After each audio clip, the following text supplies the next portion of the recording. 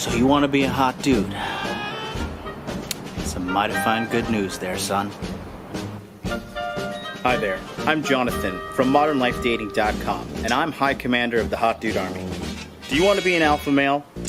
Come on down to Body Language Mastery, launching on June 25th, where we're going to give you the complete breakdown on how to be a top-tier alpha male in today's society. Let's take a walk. You see, Body Language Mastery is a two-part program.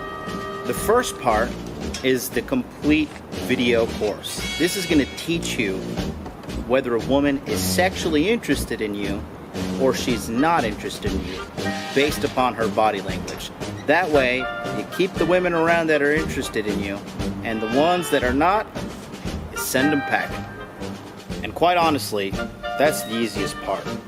The second part is what we like to call the Masculine Empowerment Network, where we teach men like you the fundamentals of being a successful man in today's society, focusing on making money, making muscles, and learning game. The Masculine Empowerment Network is comprised of over 600 men across the globe. We're waiting for members like you. As you can see, we have one of our proud members of the Masculine Empowerment Network right here. What is the Masculine Empowerment Network? Well, starting July 1st, every day, we will do 2 educational webinar sessions. 2 hours in the morning, 2 hours at night. A grand total of 30 lessons and over 60 hours of face-to-face live coaching on Zoom. In addition to that, not only do you get the training in quarter 2, you also get grandfathered in and free training in quarter 3 and quarter 4 for this year. That's right, you're going to get over 160 hours of coaching if you enroll on June 25th. In addition to that, you'll receive the entire database of last year's webinars with over 100 hours of red pill content to help you become the best man you can be. So, don't delay. Come on down to modernlifedating.com/body language and let's make a man out of you.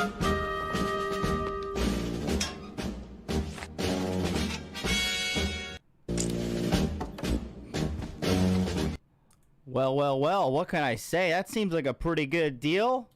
Let's go. If you want to do that, let's go on down to modernlifedating.com/body language. We got a new updated page where we can see all the value you get. Just go to modernlifedating.com/body language and just put your best email address in right here.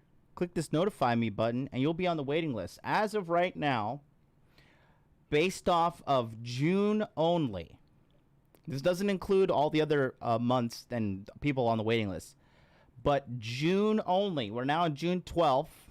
Happy birthday, Miss MLD. We are at 88 signups only in 12 days. This doesn't include the guys from Pandemic Pickup that are coming over, and this doesn't include the people that signed up to get on the waiting list in April and as well as May. Numbers are looking like we're going to have at least 200 people per Zoom session. And, man, wow. Unbelievable. I can't believe this is happening, but it's happening. There's also at the bottom, if you want to read everything, sign up is available here as well. To sign up, it's completely free, okay? To sign up. To enroll, it's going to cost you. It's $697. This gets you 9 weeks of training, including all the benefits of receiving the course of Body Language Mastery 1.0, Body Language Mastery 2.0, the men's only Facebook group, and quite honestly, I'm thinking about adding a bonus. I'm still making sure I can handle the workload that will come with this bonus because it's live interaction with me. Unsure at this moment, but what I am sure about is today is Interview with a Man, episode 272, Free Consultation Friday. Gentlemen, Taj, you're so smart. Gentlemen, we are about to engage in, theoretically, it's going to be 2 hours, but the phone line will be open to receive calls at 2 hours. So I typically wait till I'm live on the air to do the call-ins. I know it's like more professional to do it offline and have everything waiting, but I really want to make sure that I can give you guys as much time as possible, even if only it's like a 5-10 minute difference. It's Generals June here at Modern Life Dating YouTube channel. Okay, every single day I'm here 9 a.m. Eastern Standard Time in the month of June to serve men like you. You right there, whether you're just waking up, you're laying in bed, you're having your coffee, you're already out and about, you're in the car driving, you're drinking your Starbucks, you're in the gym, whatever it is. I am here to answer your questions about dating, sex, relationships, making money, making muscles, learning game. You just need to give me a call right here on the Hot Dude Hotline, 657-383-1318. We're going to open the line now, and it's going to be open for 2 hours. Okay? And we are going to have the phone lines open. Nick is in the house. There's no StreamYard here, Nick, and today's show is not about me debating you. We have a call-in line called Free Consultation Friday. Nick, I hope you're kind of realizing the pattern that MGTOW Dictionary is caught up in. He's having a lot of falling outs with people who deny him, who have the audacity to think for themselves. And that's what's happening with that stream. And I hope you're smart enough to realize that. We're going to see. But let's open up the phone lines here. Give me 1 second. Charlie from Cultivate Crypto's in the house. Charlie, what's up? Guys, Charlie is streaming 5 days a week now. He's on my channel on Wednesday with me when we do the Tokyo Crypto Show. As you know, this week, we called it. We said there's going to be a crash soon. And happened way sooner than we expected because the Dow Jones is already down like 7%. Again, things are happening. And I believe we're having another buy opportunity for Bitcoin. So keep that in mind. Subscribe to this channel and to listen to us when we talk, because if you watch our track record of calling stuff in the cryptocurrency world, we're pretty good at it. We're firing up the phone lines here. Welcome to Blog Talk Radio. Please enter your...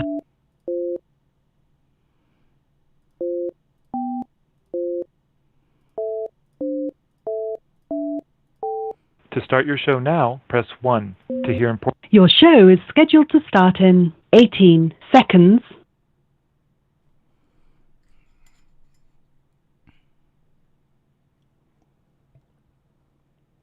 Your show will go live in 5 seconds. 4, 3, 2, 1.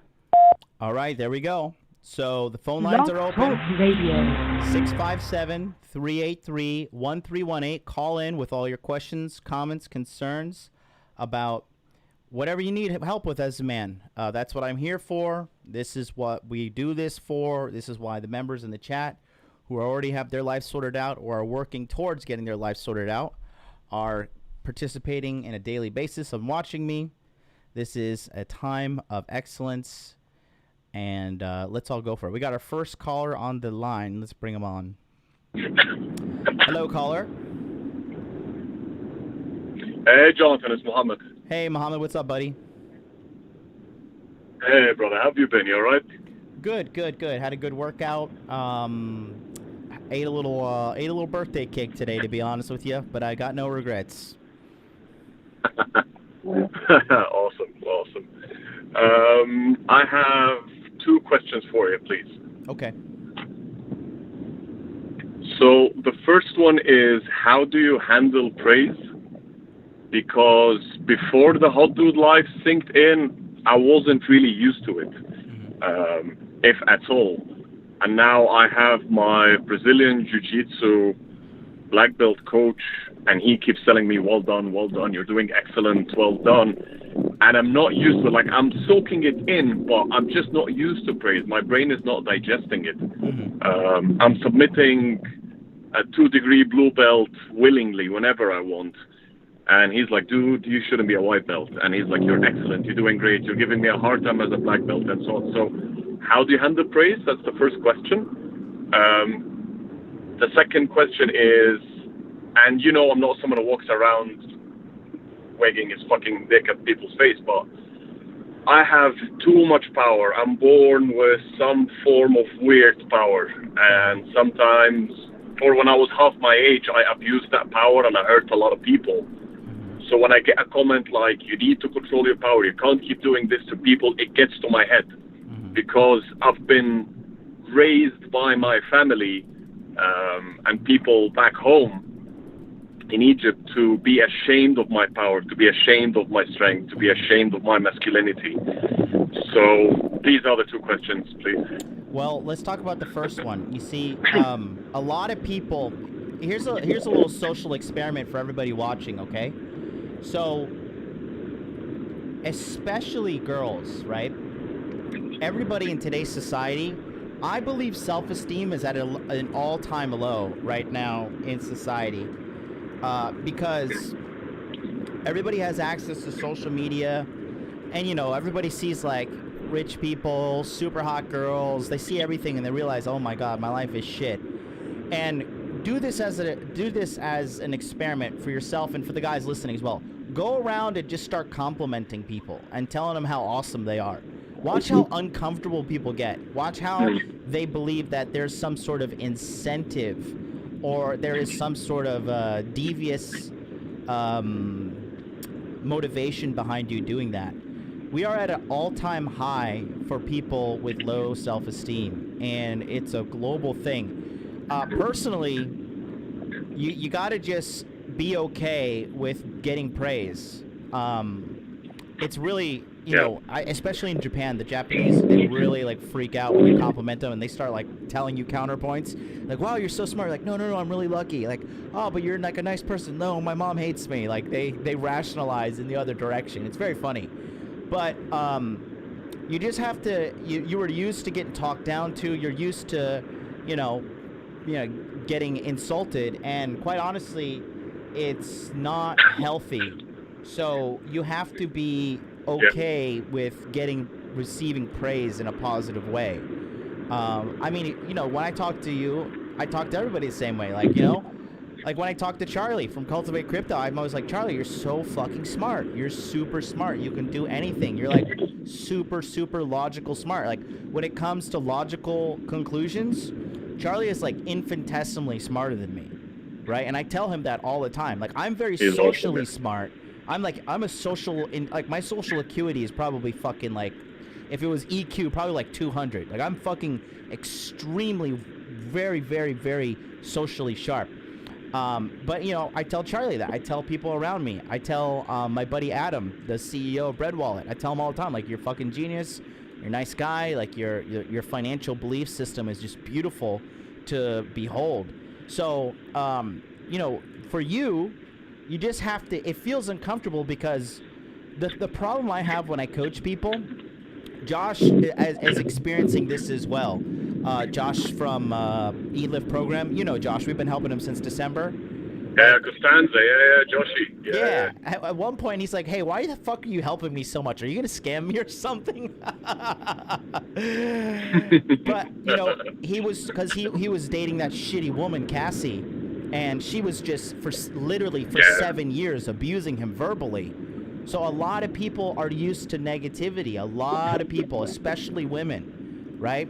And so you have to be okay with receiving praise, because as you develop and as you get better as a man, right? You're gonna just naturally, people are going to be like, you know, you're smart, you're awesome, but the thing is, you're so used to being yourself, you're so used to being excellent that when other people acknowledge it, it kind of feels foreign to you. But you just have to, like, it's never a good idea to try to belittle yourself or bring yourself down. Like, you know, for me, part of the reason why I think I'm not like in super Chad shape is I look in the mirror and I'm like, I'm fucking still sexy. Like, I'm fucking sexy as fuck. Like, I'm a hot dude. And I talk to Josh and Myron, like, dude, you got to lose like 15 pounds. And, you know, Myron calls me fat. And so I'm like, you know, but I really believe I'm awesome. And again, when people are like, you just need to be realistic and you need to be this, the reality is this.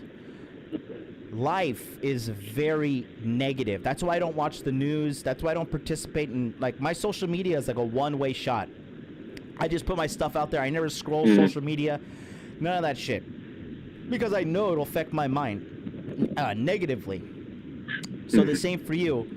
You've been conditioned to be receiving all this negative, you know, abuse and negative things verbally, and now you're getting praise. It feels awkward, but you just have to, it's a new feeling that you have to get used to. And, you know, I mean, you got to wake up in the morning. My cousin told me this, and I didn't really understand it until later in life, but my cousin's like, bro, I take myself on dates. Like, I do nice stuff for me. And another thing you could do is, right, I do this all the time. I stand in front of the mirror with Miss MLD near me, and I look at myself and I'm like, God, I am so handsome. I am fucking sexy as fuck. And I look at her, I'm like, I'm sexy, right? She's like, yeah, you're definitely sexy, you know? And that it's a good practice to have. So keep that in mind. It just feels foreign because you're not used to being a winner. Like, again, are you there, Mohammed? Yeah, I'm still there, Okay. bro. I'm listening. I didn't want to interrupt you, Paul. Yeah, and then listen with Josh, right? So we turbo red pilled Josh. Josh 6 months ago, he was fucking. Yeah, we did. He was in December. He was like, my girlfriend's abusing me. What do I do? Like this and this. Now Josh has a house that he bought. He has a tenant paying the majority of his mortgage in that house. He has Eat Lift program, his own business started, and he just got a brand new job. I'm not going to talk about how much more of an increase he got in dollar amount, but let's say it's more than 25% of what he used to make. So he's still dealing internally with the old Josh, but externally we got him way far ahead than he ever expected. But it always takes the inside to catch up with the outside a lot more. That's why we talked about hypnotherapy and everything with Ryan yesterday on the show. That was quite honestly fucking fantastic. Yeah. It was awesome. I mean, here is a testament to what you spoke about earlier regarding the body language mastery course. Mm-hmm. I'm still trying to get used to winning because it's been nothing but winning since I joined your course. And I'm not bashing your bishop here. I'm not trying to blow up your ego. I'm just talking facts. Like, just like you said with Joshua, the same thing was with me. I was homeless and on one-nightitis when I came across you. And you told me just tune into my channel, and I did. And I went from homeless and losing my job to getting a job that's for 25% more salary. And then 6 months later, I had a consultation with you to make another career decision. And then my salary increased by 33% on top of the 50%, right? And then you kicked my ass over a consultation, and I went from just a double career move and a double promotion in 6 months to starting my own business on the side as well. I went from one-nightitis to smashing right, left, and center, and you've seen the quality of women that I've been with. Yeah. And I take the fucking badge on my chest that you awarded me Hot Dude of the Year. That comes with a lot of expectations. Mm-hmm. And I made sure that I deliver on that expectation when we were, as you said, like turbo red pilling Joshua. He's fucking awesome, man. He's unstoppable. Mm-hmm. But it's just the winning sensation that I've been living exactly 1 year with now since I came across you. It's just amazing, bro. Mm-hmm. It's just incredible. Like, I'm looking at my life and I'm like, okay, I'm not fucking anything up. I'm actually in a very rapid, scary rhythm. I'm growing like crazy because here is the thing. UFC are going to hold 4 fights on Fight Island, which is 10 minutes away from my place. Now, I've got 2 or 3 friends that are going to be fighting on the show, and I am trying to sign up with the UFC to sell their fighters my products when they're here. Do it. if you said this to me, yeah, bro. If you said this to me 2 years ago when I was homeless, I would have been like, fuck. But I always put this Jonathan Hot Dude Army cap on, and I think. Yep. I don't get emotional. I fucking think, and I want to say thank you, bro. Thanks for answering my questions. I'm sure you've got You're the welcome. phones. Actually, you're the only on caller. fire now. You're the Well, only if- caller, and I feel like a dork. So let's go. What's the second question? Can you tell me about that one? Guys, call in 657-383-1318. The second question. Go ahead. The second question is, I've been blessed and cursed by this raw fucking power that I have. And when I was half my age, when I was like 16, 17, I used to beat the shit out of people back home. And I was a powerful kid. I was a very powerful kid, and I still am a very powerful man. So sometimes when that power takes over, it's like, you know, when you watch manga and then you have someone just have this power overtake them? Yeah. When I get told control yourself, I grew up in a society where people were shaming me for my power. Yeah. So I was shamed by my parents for my power. I was shamed, like when we spoke about the whole Black Lives Matter conversation, I popped in for a second. I was like, I was the vigilante on my street. I bullied my whole fucking neighborhood into protecting their buildings. That's how influential I can get and how powerful I am. But when I get told today, like by my coach, like, you need to control your power. You cannot let your power run off like this uncontrollably. I'm like, fuck, I'm such a bad person. I'm a bad person. And I go into this little shell of, you know, you abuse people. You can kick the shit out of people. Is that with when you're sparring in BJJ or what? Yeah. Sometimes I become super happy. So like my default is controlling my power, not the other way around. Like my default is Vigs, just Muhammad, just control your power, relax. That's my basic mindset. So when I roll and I feel so happy because I'm doing so well and I let go of that power, I actually fucking use it. It's just immense. Everybody looks at me like, dude, how the fuck are you so powerful? I'm like, I don't know. Yeah, I think that's just When I get shamed for it, it just gets to my head. I think it's a jiu-jitsu thing, to be honest with you, because I get scolded. I got scolded in my Orlando gym by my Brazilian. He was from Brazil, and he was the sensei. He's like, listen, he's like, jiu-jitsu is not about using raw power. It's like it's an asset, but when you do that, it's like you're fighting like a bully. It's not jiu-jitsu. And I get actually told the same thing here in Japan. You know, they always tell me like, Jonas-san, raito, which means like lightly. They're like, they always say, don't go full speed, don't do that. And it's true, because there's a brute, I think, you know, brute strength is an asset in itself in Brazilian Jiu-Jitsu, but it's not the backbone of it, it's the technique. So I think they're probably telling you that for your own good, because, like, you know, for example, like sometimes when I get triangled, right, I'll just fucking stand up and, like, not power bomb the guy, but I'll kind of, you know, shake him off of me, and sometimes drop him. Okay. When sometimes I shake them off, they hit their head on the mat, and, like, you know, God bless them, but, you know, Japanese people, they're a little bit soft, so, like, when they get rocked up a little bit, they're like, oh, what the fuck, you know?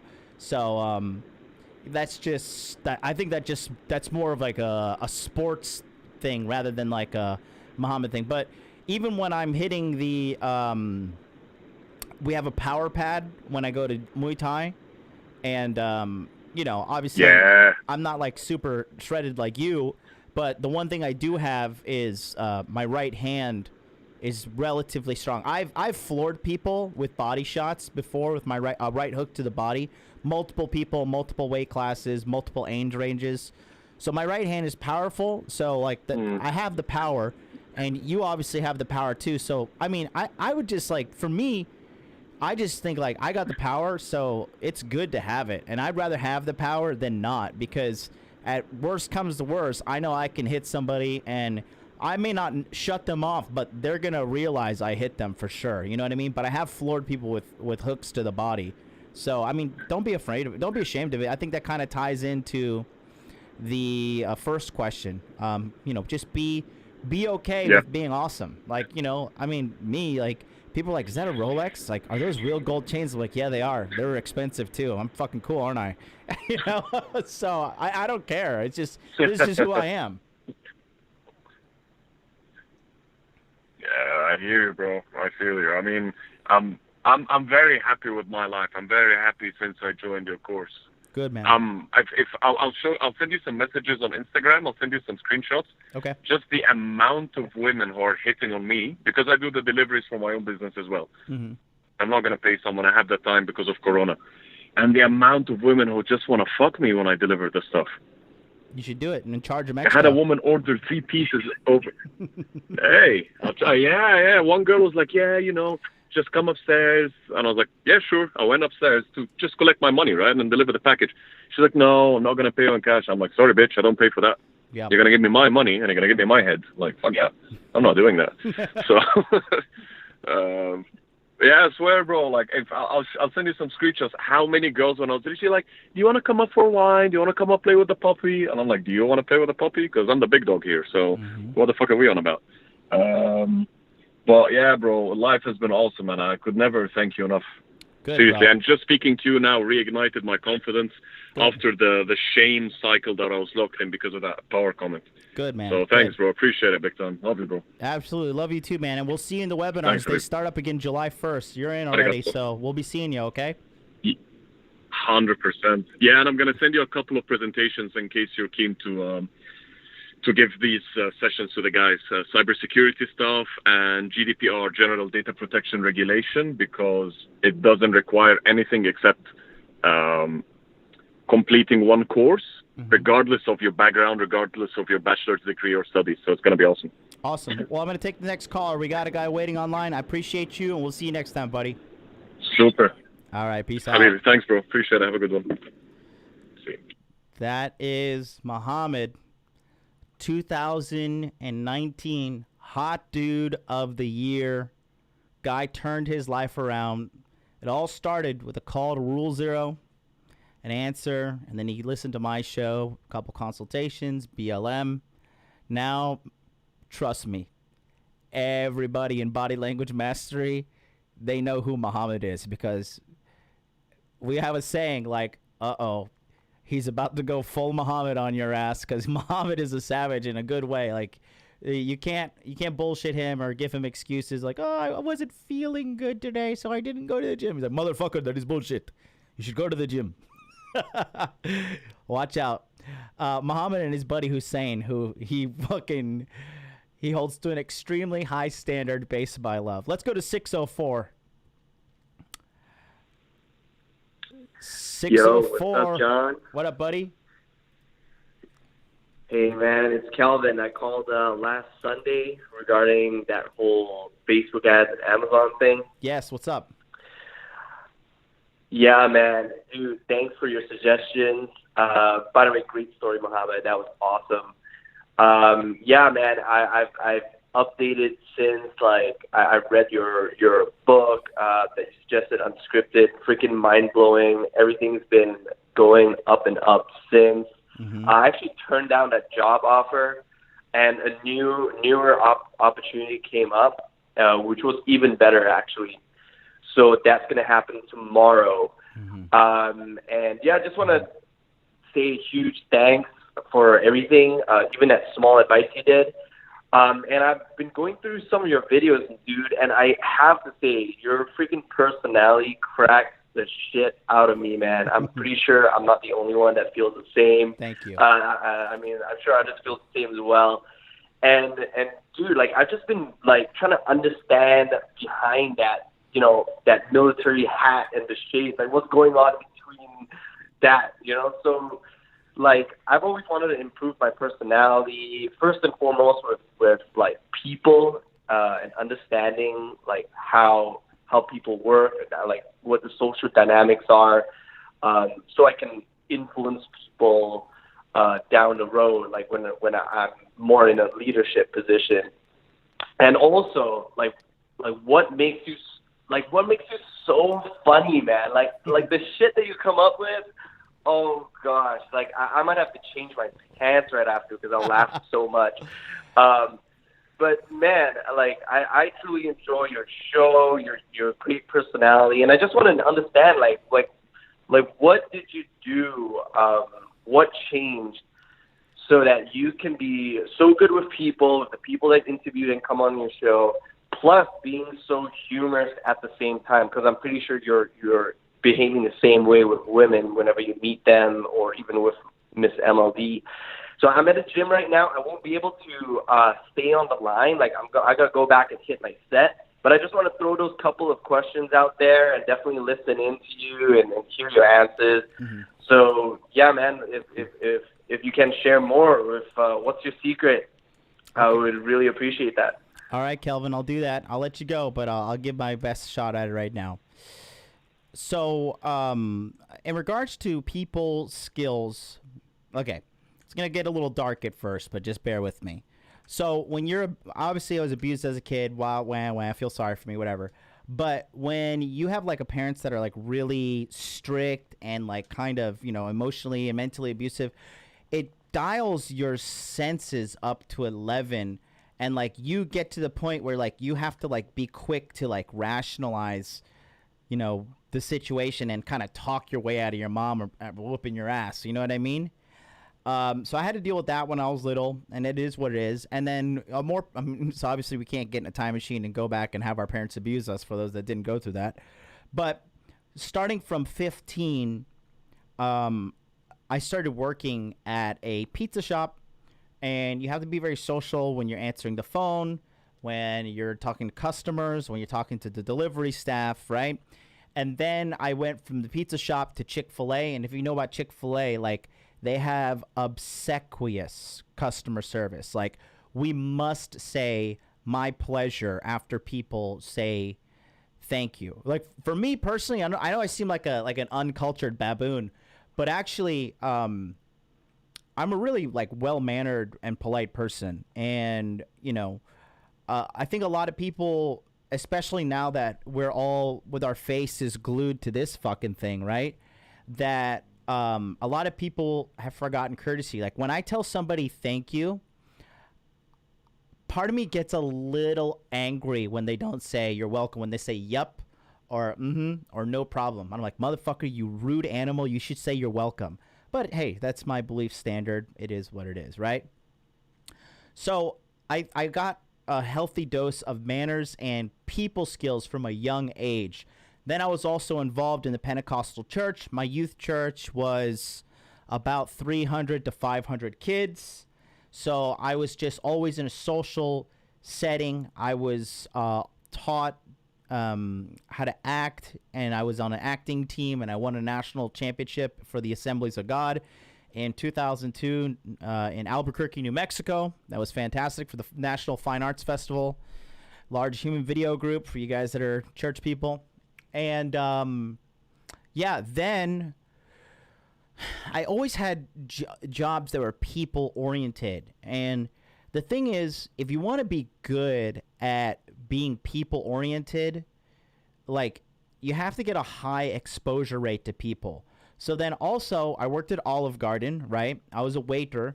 And so as a waiter, how you treat people, how you serve people, and how you read people is directly correlated to how much tips you get.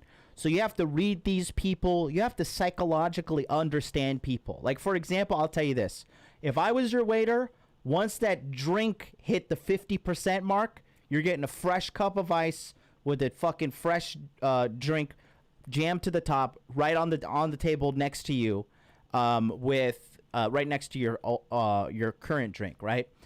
When I would see the plates are kind of getting towards 25% left food on the plate, I would be like, hey guys, do we want dessert? Do we want coffee? Do we want espressos? Do we want some dessert wine? What would you like? And I would read these people. And then part of my job was to upsell, right?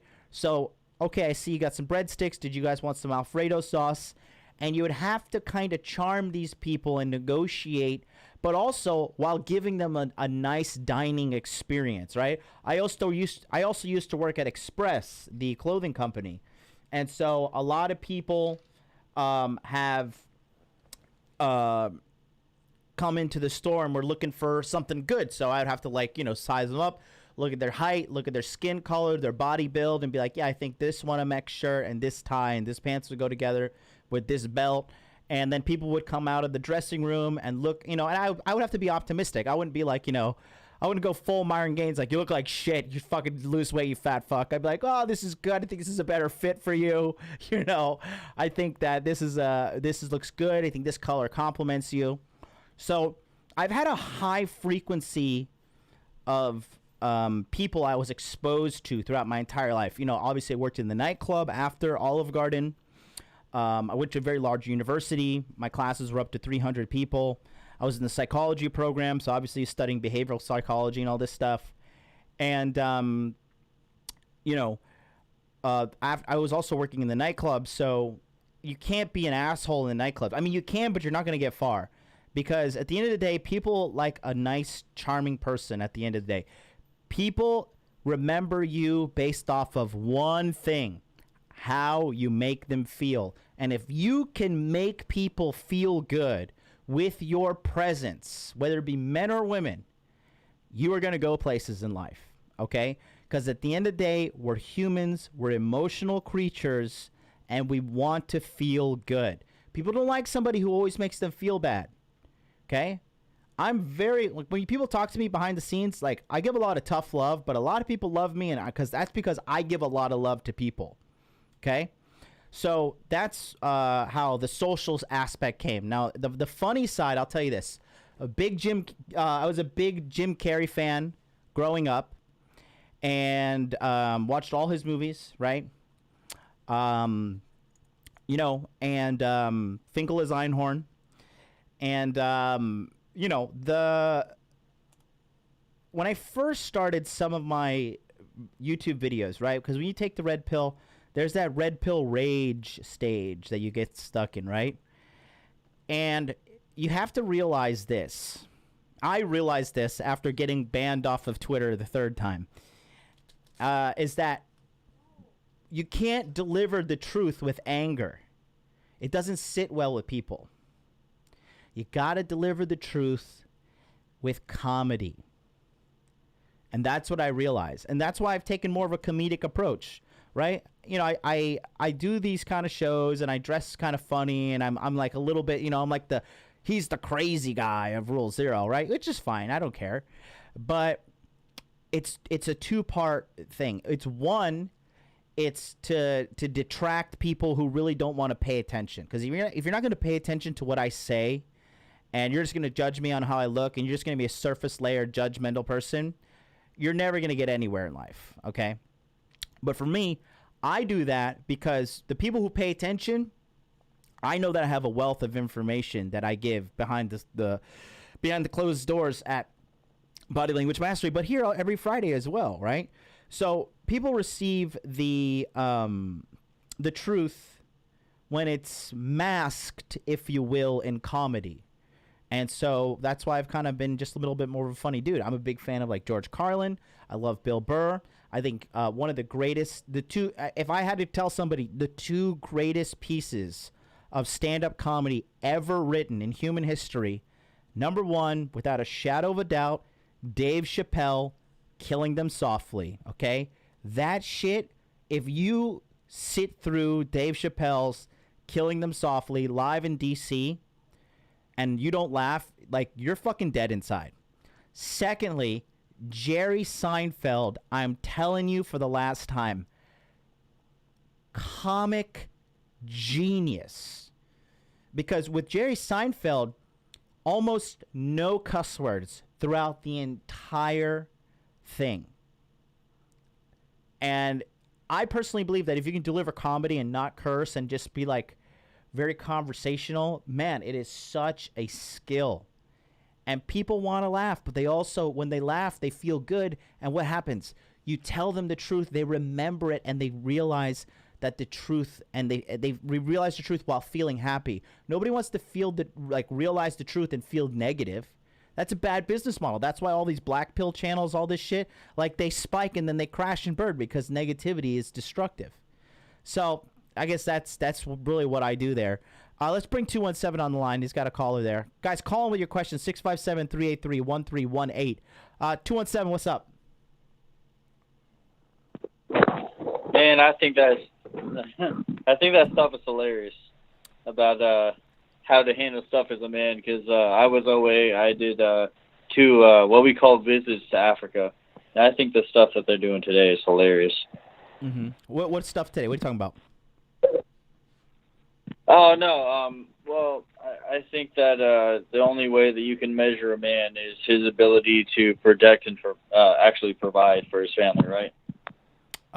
Yeah, definitely. Kind of way out of left field there, but okay.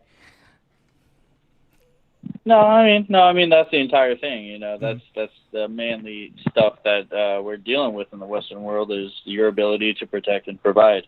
Right. And now we have this whole where we're talking about genders and pronouns and all this other nonsense. Yep.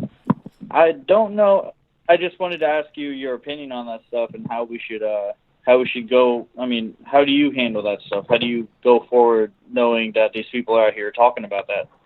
I mean, you have to realize that it's a very small but vocal minority talking about that. Because they have access to the social media. They have privilege on Twitter. They get boosted in the algorithm across the board on all social media because all social media is based in California. And as you know, California is a woke leftist shithole. That's why everybody's been leaving California. People are leaving California for Nevada. They're going to Idaho. They're going to Arizona. They're all leaving. All the smart people are fucking leaving because nobody wants to tolerate that shit. And then there's TV. Every time a company goes woke, you know, Gillette, go woke. What happened? Lose literally billions of dollars. Batgirl, go woke. Fucking nobody watches it. Ghostbusters, all women. Bad guy's a big dude. They have to shoot in the dick. Fucking blockbuster failure. Star Wars, the greatest cinematic masterpiece in human history. You gave it feminism, and in 2 years it died. Because Force Awakens came out 2015, and then 2017, The Last Jedi came out. That was it. And then the last one, whatever this fucking garbage movie was called, I forgot about it. What was it called? Oh, The Rise of Skywalker. Also, completely forgettable. It was so bad it's forgettable. Because they injected it with that woke agenda. Stop watching. Well, you know, okay, you're talking about cringe? Time out. Just, I want to tell you something. Stop focusing on that shit. Ignore it. Pay no attention to it. And focus on making yourself a better man. Yes, sir. Absolutely. No, and I'm not worried about that. Back in 2014, I almost beat the shit out of a bunch of feminists yelling at traffic in North Chicago on Irving Park at Kimball. Mm-hmm. No, I already went through that stuff. No, I at that moment I was very sick. I was going to pick up antibiotics, and they were yelling in my ear, and I was telling them, "Excuse me, let me push the cross button," and they were like, "Yeah, sure," and they moved out of the way, and I pushed the button, and when I wouldn't take their pamphlet, they decided to yell at me, and they surrounded me, and I told them straight up, "You touch me, I touch you." And they magically backed up. But I'm not worried about all that nonsense. I was just wondering, because I'm about to relocate. I've already lived in Chicago, I've already lived in Portland, and I've already lived in Jacksonville, Florida. Mm-hmm. I've already gone to a few different areas in this country with the nonsense. I'm just trying to accurately... gauge. Are you still in Jacksonville? Well, you know what? Here, let me. It's Jacksonville is. Go on, sir. Are you in Jacksonville? Because Jacksonville is ghetto, man. Stay away from Justina Street. Yes, sir. You still in Jacksonville right now? No, sir. I'm in East Central Illinois now. Oh, okay. So you moved from Cracksonville to Illinois. Beautiful.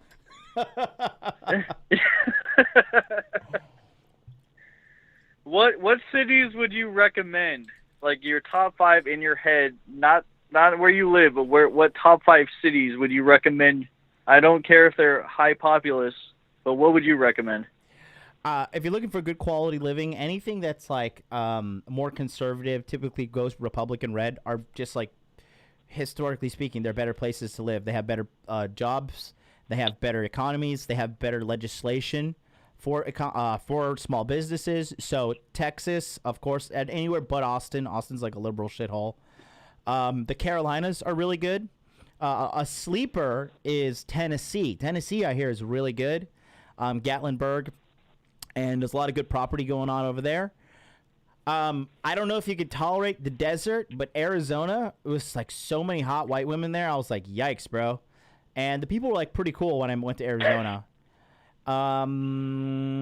Florida is good. There's certain pockets of Florida that suck, but like, you know, just find like where the old school Floridians are and go live there. Orlando's kind of circling the drain in my opinion. Unless you move into like Winter Park. If you're making $150,000 a year or more, Orlando's good. Fort Lauderdale, Tampa is on the up and coming. Anywhere in the Panhandle is good. From what I've been talking to Josh, Mississippi is good, right? It's a little hillbilly-ish, but if you have money and you're on the coast, I hear Mississippi's good. A lot of hot white girls, and then also. Yeah, and Louisiana is, from what I've been hearing, is pretty good too. But like all the blue states, man, high tax, high cost of living, high feminism, just shitholes. Like, can somebody tell me a blue state that's good to live in right now? Like, somebody in the chat, I want to know. But that's what I would say. Yeah, there's a blue state that's good to live in. It's called Utopia, and it's fucking imaginary. Oh my God, it's so true.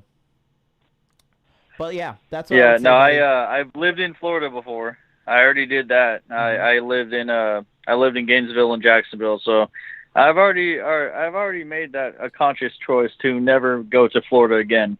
Obviously, the scenery is beautiful, the capacity to grow, like the wealth. Mm-hmm. You could be a millionaire if you go there with $100,000. You could be a millionaire in like 3 years. Where? But the people are shit in Florida. Oh, I wouldn't say Florida people are shit. I'm from Florida.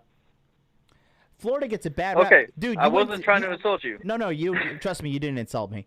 But you went to Jacksonville, dude. Jacksonville fucking sucks. Like, everything about Jacksonville And Gainesville, sucks. and Orlando, and Tampa, and Miami. So how long were you in each of these cities? I was in Jacksonville working at a factory off of Commonwealth, which is a major business district in the north side, for 6 months. Okay.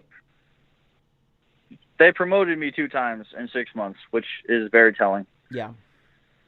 I was in Gainesville for like 8 months. Mm-hmm. And Gainesville, as you know, is pretty much just a college town. I mean, they don't care. I mean, Gainesville that's is nonsense. also the mushroom capital of the United States, so you can eat some mushrooms, but that's how shitty Gainesville is. You have to like resort to doing drugs to tolerate living there. So, I mean, Jacksonville sucks. The Jaguars suck. Fucking everything about Jacksonville sucks. Gainesville, it's just, I mean, their claim to fame is UF and Tim Tebow, but those days are long gone. So let's talk about Tampa. You know what's funny about the Jaguars? Yeah. What's funny about the Jaguars, I'm in Champaign, Illinois, right? That's East Central. The guy who bought the Jaguars built his company in like Decatur, which is literally like 30 miles away. Mm-hmm. He became a billionaire, bought a football team, completely wasted his time, because when I was living down there, I would walk around and people would wear Jaguars gear, but they wouldn't actually give a shit if they won or lost, because nobody cared about them. Mm-hmm. Now, I don't know if that's the same thing now, but that guy wasted a shit ton of money buying a shit team in a shit city. Yeah. So let's stay focused. I thought that was astonishing. Let's stay focused on your question. So let's hear, like, that's what I would say where you live. But I think, you know, where did you say you are now? You're in Illinois? Champaign. Champaign, Illinois? Yeah. Okay. What do you do for a living? Moved back here from Auburn, Maine. What do you do for a living? You what?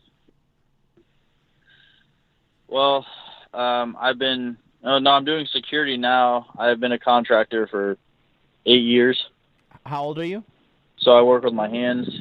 I'm 30. Okay, so what kind of like skills do you have in life that are like valuable to the marketplace? Security is not much of a skill. Security, depending on your ability to actually no, that's all about administration. I have the administration thing. Like I said, I was offered a regional manager position in Northern Idaho, which would mean I would have to dictate several hours upon. I'm not worried about that stuff. I'm saying no. I would rather do contract work. I'd rather work with my hands. I have built houses. I've built decks. I've built fences. I've laid cement. I've done ridiculous amount of things. Right. Whatever people need people to do.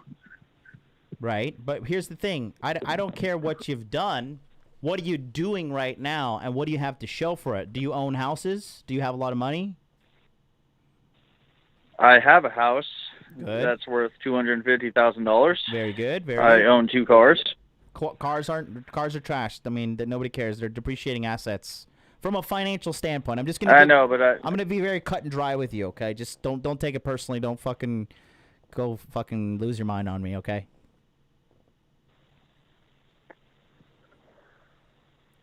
Go on. So, what are you doing now to consistently build up your personal empire? Well, I've invested in GE. I buy $1,000 in precious metals every month. Good. I've been doing that since 2008. Yeah, so I spent about $40,000 a year on buying precious metals, and by the time I'm done, which means by the time I am done getting paid, I'll be worth probably like $3 million. Good. And I'm not worried about that stuff. What metal are you buying? Silver or gold? Silver. Yeah, good call. Silver's good. Awesome. Yeah, silver builds a lot faster. Good. So that being said,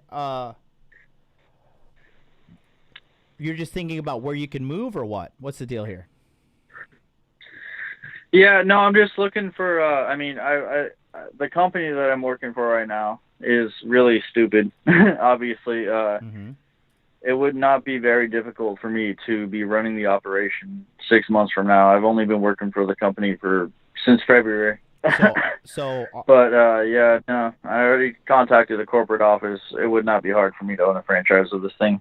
So why don't you do it then? Because I don't respect it. So then you got to do what you want to do. Yeah, no, I know. I'm not. I'm not worried about that. No, I have no intention of continuing doing what I'm doing. I'm just trying to find locations that I could. I could work out of the corporate office of the company I work for, because it's a franchise. I could go to the corporate office in Omaha. Okay. So it would not be difficult for me to make $90,000 a year. So here's the deal. Well, first of all, $90,000 ain't that much, right? Second of all, it's good. I think it's a good aspiration. But another thing is this. So you just call to have a chat with me, or you got a question, or what's the deal? Oh, no. I was just, hey, I'm here to shoot the shit. I asked a couple questions, and I'm sorry if I interrupted your radio show. No, you didn't. We got some other callers on the air, but we're still streaming live on YouTube. I don't know if you found me on YouTube or Blog Talk Radio, but go over to YouTube and type in Modern Life Dating, and you can see my entire show. Yes, sir. Okay, I'll mute out here. All right, buddy. So you can bring other callers on, but please don't hang up on me, because I want to hear this. All right, buddy. Take care. Thank you. All right, let's go to 607. 607, what's up? Yo, hello. Howdy do. What's going on? What's up? Oh, it's P-Dubs. Hey, man, how are you, buddy? Good, John. How's MOD? Thank you very much. Everybody listen to this man, because he's spreading the knowledge, and I can vouch for that right now. Thank you so much. Shit right now is awesome. Good, let's hear about it. Shit right now is awesome, man. I'm more focused on my shit. I'm not losing focus of anything. I'm still watching the videos. Good. And you know, I just broke my 1 year dry spell, so Shorty was bad. Good. Shorty's been hooked on me because I'm maintaining frame. Yep. You know, I'm. There's possibly, you know, she possibly. I mean, it's kind of early, but she probably potential LTR. I don't know. I'll get into that when I get into that. Yep. But I'm not. You know, I'm just right now just trying to focus on maintaining that frame, keeping shit good how it is. She called me every morning, son. Every morning, waking up, talking. She called me Papi. Mm-hmm. You know what I'm saying? It's very well. It's very much needed right now.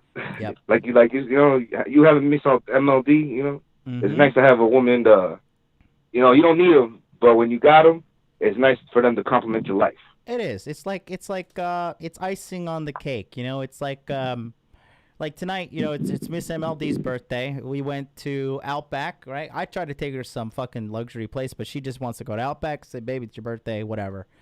And we got the chocolate thunder from down under. So what it is, it's a hot brownie at the bottom with a scoop of vanilla ice cream on top and then a nice chunk of fucking whipped cream on top of that.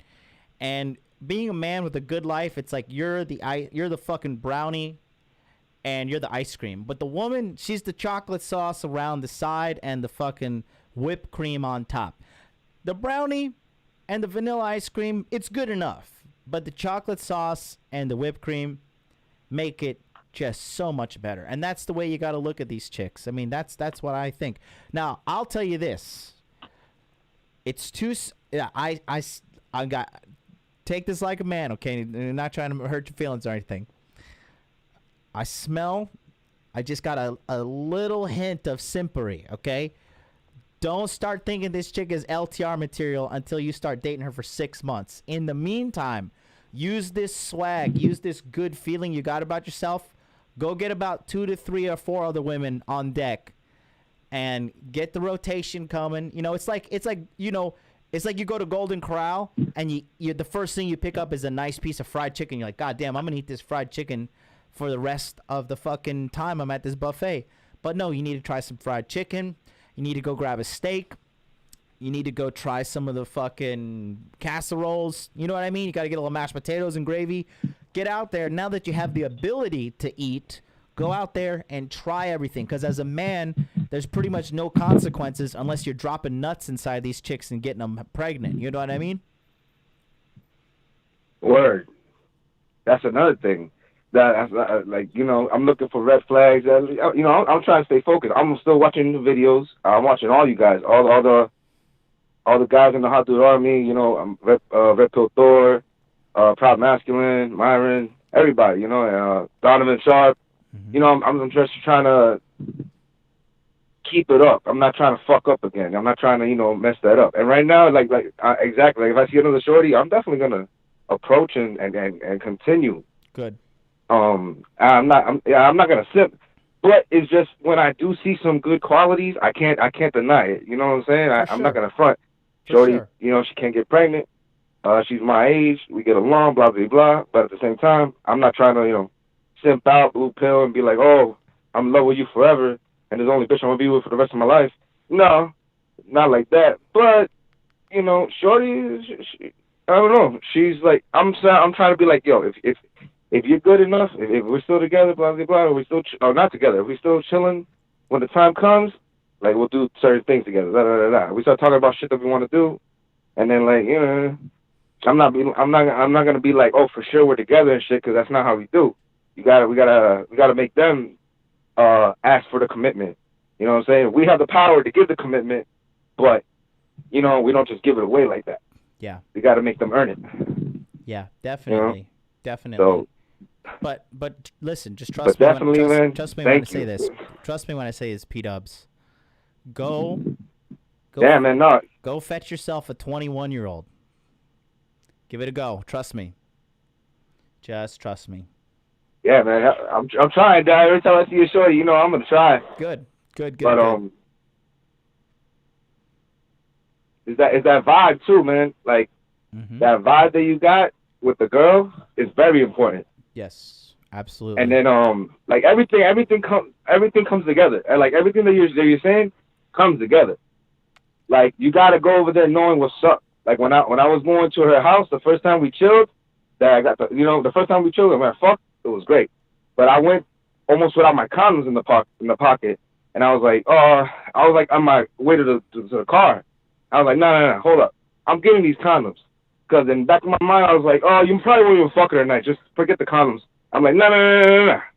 I'm going over there and I'm going to fuck. Yes. And I'm bringing my fucking condoms. Yes. You know what I'm saying? Like, you got to go over there with that attitude, that frame, that, like, yo, hey, this was happening tonight. Yeah.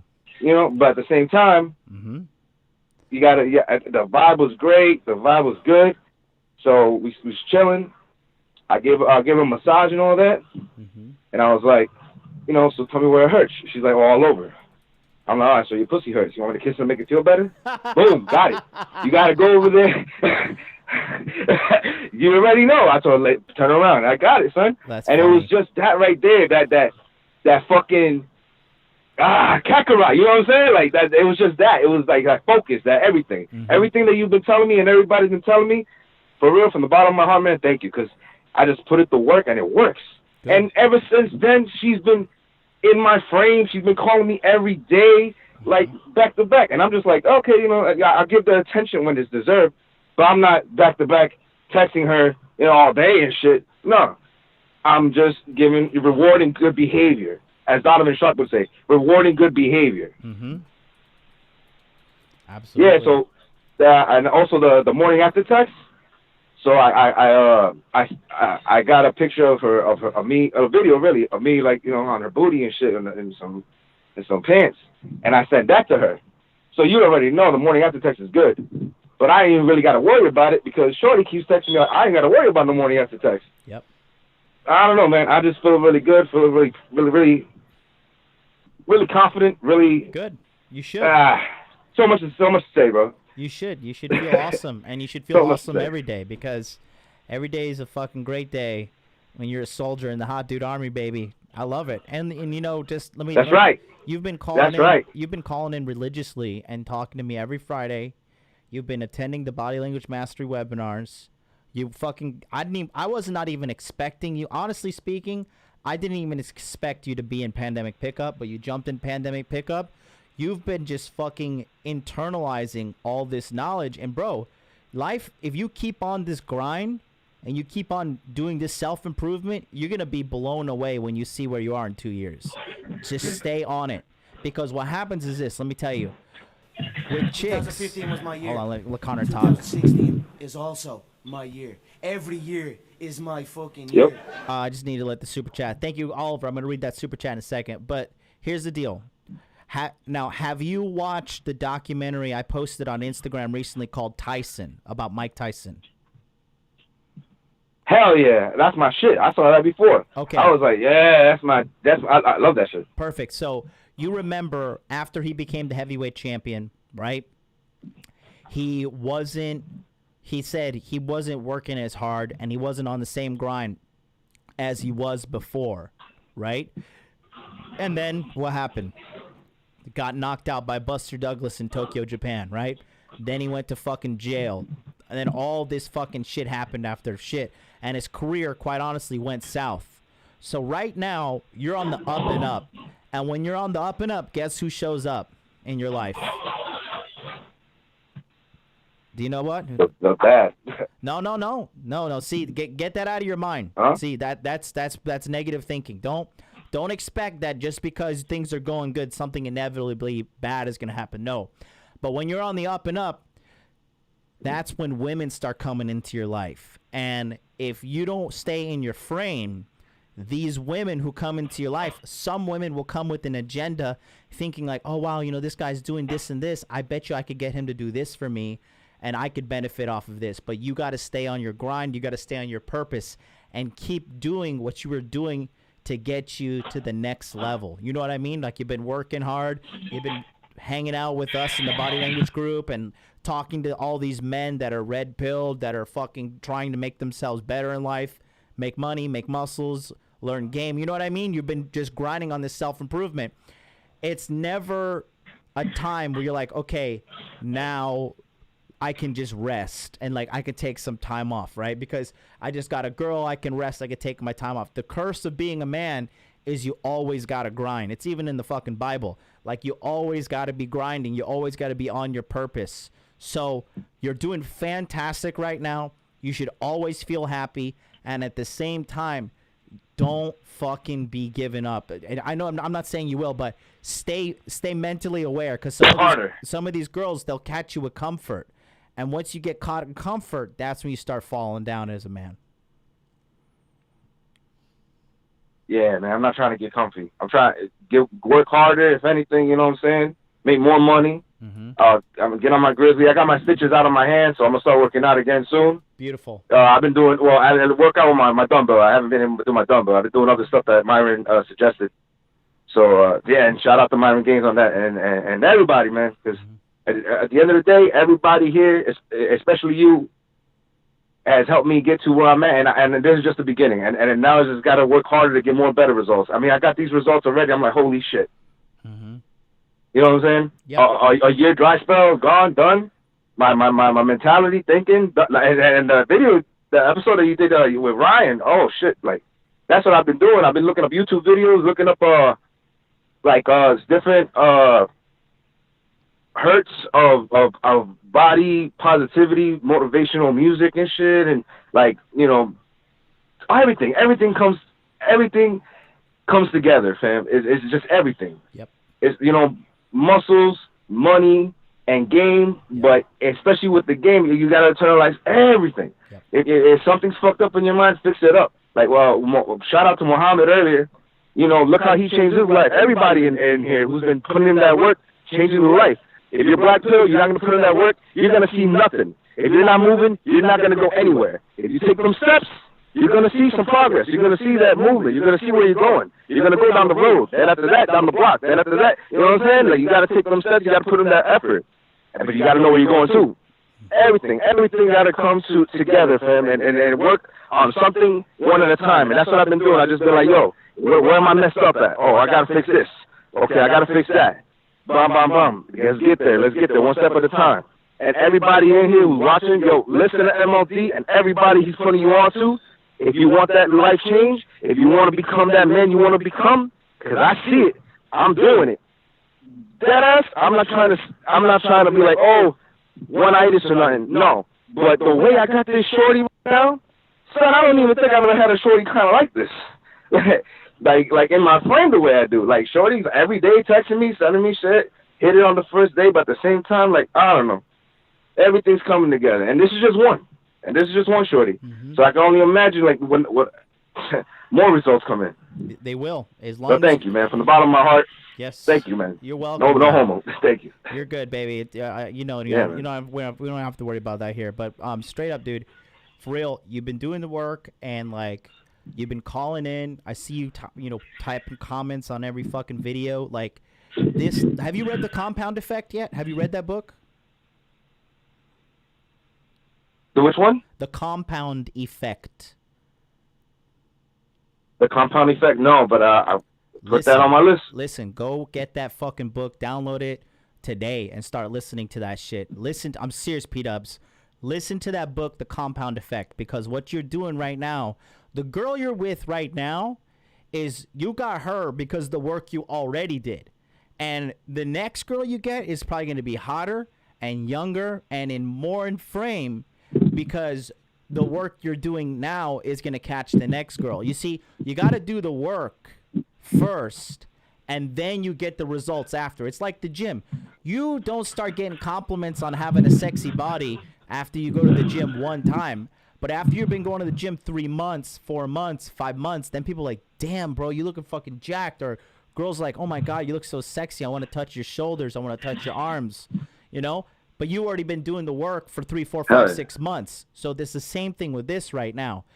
Listen, again, The Compound Effect by Darren Hardy. I want you to go listen to that and check it out. You're going to understand the power of what you're doing every single day. Because I see you. I see everybody who participates in this shit. You, fucking Tony, a lot of the Ernie, fucking Taj. I see a lot of these dudes showing up every day, doing the work, staying in the mentality, nonstop self-improvement. And it's a fucking lifestyle, and it's going to catch up to you in a good way. Same thing with negativity. You're a fat fuck. You're eating Twinkies every day. You're not gonna be fat overnight, but 5-6 months down the road, everybody's like, "Yo, you're so fat. Yo, what the fuck is going on with you?" They didn't see every day you're eating pizza, you're eating Twinkies, drinking soda. You know what I mean? It's whatever you do, it's gonna catch up with you, regardless. But if you're doing good things, it's gonna catch up with you in a good way. You're doing bad things, it's gonna catch up with you in a bad way. You know what I mean? Hell yeah. Yeah. So Definitely. that's it. Put in good to the universe, and you get good out. Absolutely, man. Just keep it going, all right? I'm going to take the next caller, P-Dubs, but listen, Compound Effect by Darren Hardy. Compound Effect. Tell me the name of the book. Compound Effect by Darren Hardy. Good, man. Go get that shit and get out there. Keep on winning, bro. I'm very happy to hear your success. Yeah, man, I'm not stopping. I'm keep listening. I'm keep putting in that work, man, because, like I said, his results are crazy, fam. I can't wait to see what else comes, and I'm not done. Good. I'm not Super Saiyan yet, just KOK. Do it. Get it going. Get in it. All right, Get buddy. in it. Get Have in a it. Thank you wonderful day again, today. fam. You're very welcome. You're very, very welcome. You take care of yourself, all right? All right, I'll see you next time. All right, peace out. It's our man P-Dub's been calling in for a while now. Y'all been tracking him, right? International caller, I'm going to take you in 1 second. I see you on the line there. Hold on. Guys, 657-383-1318. No call is too small, and the only dumb question is the one you do not ask, right? Oliver Eugene with the 1999 Super Chat. Thank you so much. He says, the interview with Ryan yesterday blew my mind. Every man coming into the Hot Dude Army should check himself before starting improvement. Thanks, MLD. You're the man, and you genuinely want to help men. Yes, I do. Thank you so much. Let's take the international caller, shall we? Yo, Father MLD, what's up? Hey, buddy, what's good? I don't know if you remember me. I'm the kid that called about, looking for a job and graduation and all that. But I got a different question today. Okay. And I can actually speak loud and confidently because I'm actually home alone for once. So, are you the British kid? It's to do with. Sorry? Are you the British kid who had the roommate or no? Yeah. Yeah, the freaking Hitler roommate. Okay.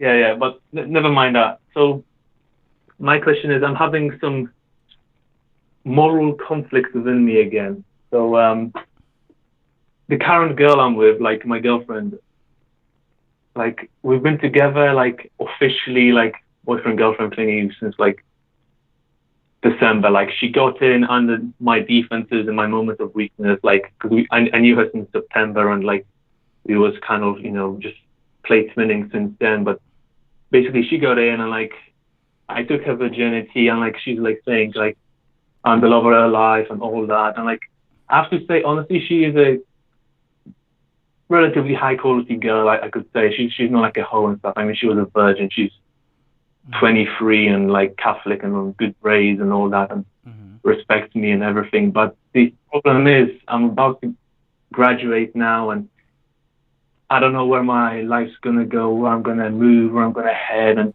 she keeps saying she will go with me where I go, but I'm like, fuck, I don't know. Like I'm still young, and I feel like I don't want to make that commitment yet. But at the same time, I feel really bad because of just how good she is to me, and like it's like I don't want to just break her heart and all that stuff. Like the moral conflict within me is just that's about it. So you took her virginity, right?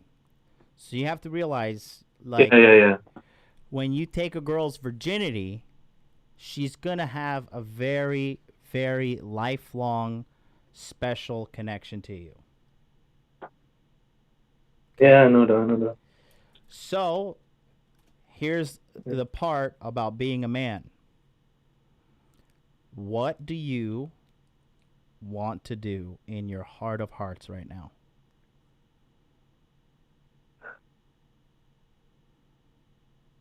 I mean, honestly, I just want to, get my career, get stable, get and stuff and all that, and try other pussy, honestly. But I just feel so like, I don't want to do it to her because it's like I mean, it'd be one thing to end it with some normal hoe and all that, but like, it's just, yeah, I don't want to do it to someone who hasn't technically, done nothing wrong in a way, and is not a hoe in a way and all that, and like, yeah. And like, I even met her family and all that already. Like, I'm like, shit. So, if you want to try new pussy, what should you do? Just get on the side. There you go. Oh. Oh, It's gonna be really hard because like that was a funny side. She is like she's on me all the time. Sometimes like like I don't know when she's gonna call and all that. Oh my gosh, it's like I mean, I'm not really scared of losing her. I just don't want to hurt her. That's the thing. Like, oh, that's so cute. Yeah. Well, I guess it's time for you. Yeah. I've got it. Okay, here we go. Are we doing this? Mm. Yeah, go on. Go ahead. Let's hear your feelings.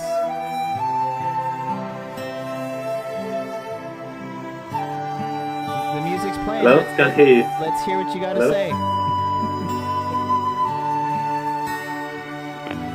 You there? Hello?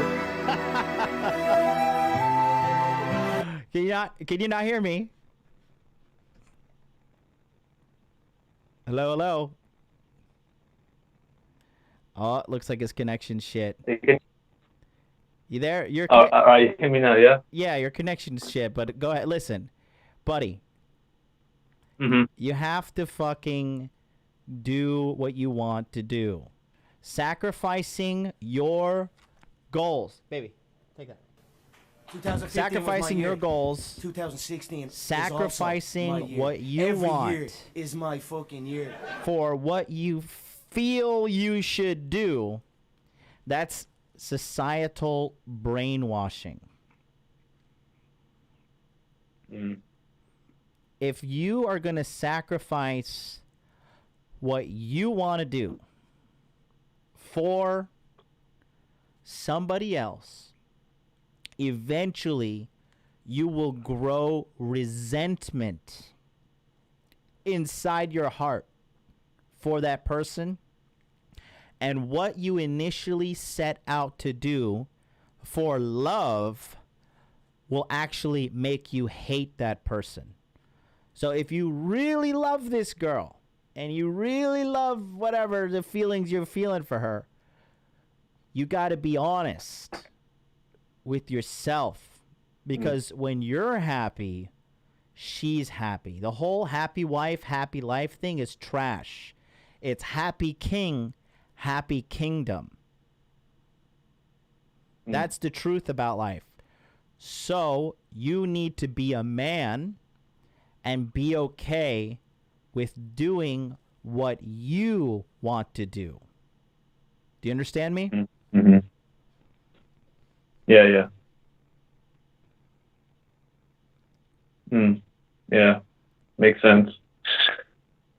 Also, it's strange enough, like, I don't, like, I say I love her, but I don't know, I don't really feel it as much. I would say, like, I still remember, like, my first relationship ever, like, the emotions there, I felt it was, like, blowing my brains out, but ever since I ended that, I feel like I just haven't even gotten near that kind of level of feelings anymore. So it's like, I feel strange at the same time. You feel strange with what? Like, I kind of say I love her, but at the same time, I feel like maybe I'm just, because I learned, the rest and all that shit. I think I can keep myself distant from her. So it's like, it feels a bit strange that I feel like I could end this so easily at the same time, I don't know, just a moral conflict within me. Yeah. Right. So, it's not a moral conflict. It's you not having the balls to do what you want to do. That's what it is. There's no morality here. The only emotion you're dealing with is fear.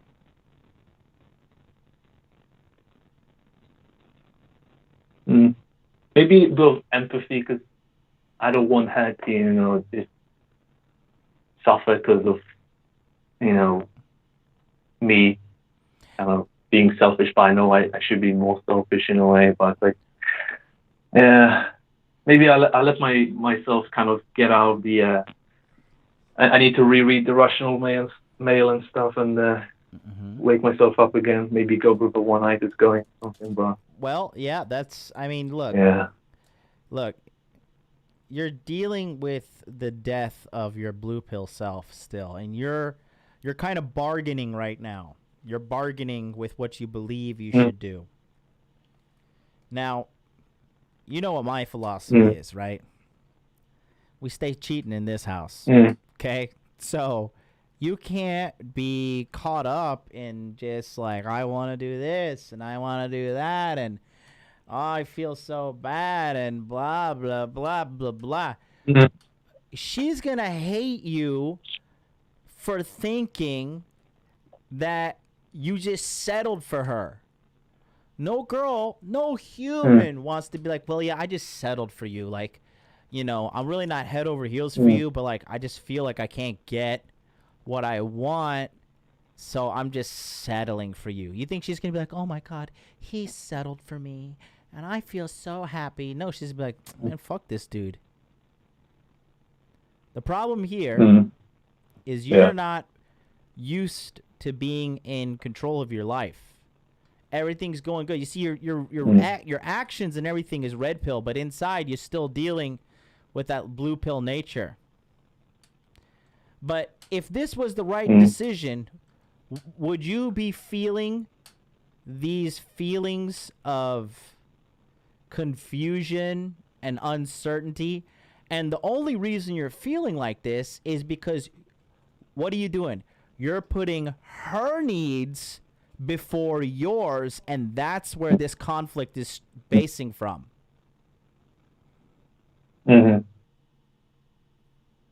Yeah, you're right. 2015 was Think my about year. it. 2016 is also my year. Every year is my fucking year. Just one more quick question. So, how would you do you maybe know some way of maybe how I could maybe just end it in the least, I guess, painful way for her, because I feel like, I don't want to ruin Guy for her, and all You that. don't need to. Just go have some fun on the side and see how you feel. All right. But if you want, Okay. because it's not going to be a clean break with her. Because this is the girls like her, especially if you took her virginity, you're gonna fucking break up with her, and then she's gonna be like, well, can I just come over and get my stuff and see you one last time? And she's gonna try to finagle her way back into your life. She's gonna be stalking your social media. She's gonna be texting you. She's gonna be calling you, bro. When you take a girl's virginity, like you're in for life. She's never gonna forget you, never. But in my opinion, you got yourself a good situation. I would just, you gotta you have to start being a man and taking control of the situation and do what bosses do. Start delegating. Like, all right, baby, well, you're gonna be my girl. I'm at your family over this, but there are rules to come into this kingdom. Like, you gotta do the washing. You gotta massage me. You gotta fucking take care of this. You gotta help me with my meal prep. You gotta help me build my business. You can't be acting a goddamn fool. You can't be drinking and coming home drunk. There's no girls' night out. You got to start, you're thinking doing the right thing is you being basically a fucking doormat for her. Because already you're setting a really bad precedent right now. Because you're calling me trying to rationalize how to put your needs on the back burner to put her needs first, and that is a recipe for disaster, because she will find a dude like me who says, Jonathan first, High Commander of the Hot Dude Army first. That's what they want. They want a guy who puts himself first. She doesn't even know where she's going. She doesn't even know where she's leading. She wants you to follow. She wants to follow you. So if she wants to follow you, what do you got to do? Lead. There you go. Yeah.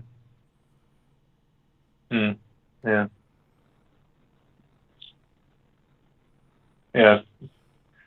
Thank you for the words of wisdom. You are welcome. I'm here every Friday, and I'll be here every day in the month of June. Because as you know, I don't know if you have you heard the word on the street. I'm High Commander of the Hot Dude Army. I'm kind of a big deal, and I'm only a big deal because I help guys like you. So come on down, buddy. Give me a call anytime you want. I'm here. I got you. All right. Also, just one more quick question if you could ask. So, because I've been applying for jobs non-stop for weeks on end, but I got one interview coming up, but it's late because they want to do in person and Corona lockdown and stuff. But if I cannot get one, should I go for a lower position? I guess any job, or should I keep on trying to maybe get like graduate position? What do you think I'm going to tell you?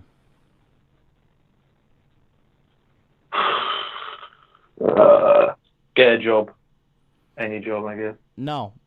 Know your worth. Man, what the fuck? You went to college all this time, all this fucking debt, everything, and you're going to fucking take a lesser job? Does that not defeat the entire purpose you went to college for? I mean, it's like if I'm can't find a job, it's like I either keep on looking and, who knows when it's going to come, or start getting that extra experience, maybe in a lesser position, which can be used to push me up into that further position. Because, there's always people who graduated like a few years earlier before you, and like they go that few years of extra experience, maybe doing something, and you're competing against them, and it's, hard in that way. I would, listen, how long have you been applying for jobs now? 2 months. 2 months, and you want to give up?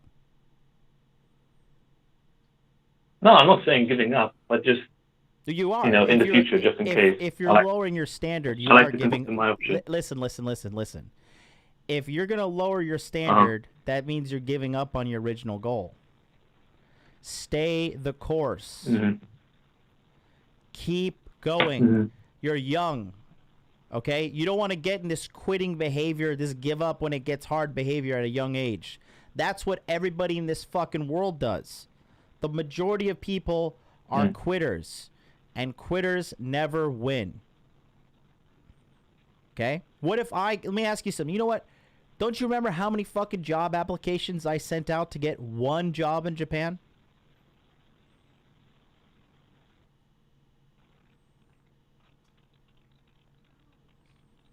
Do you remember?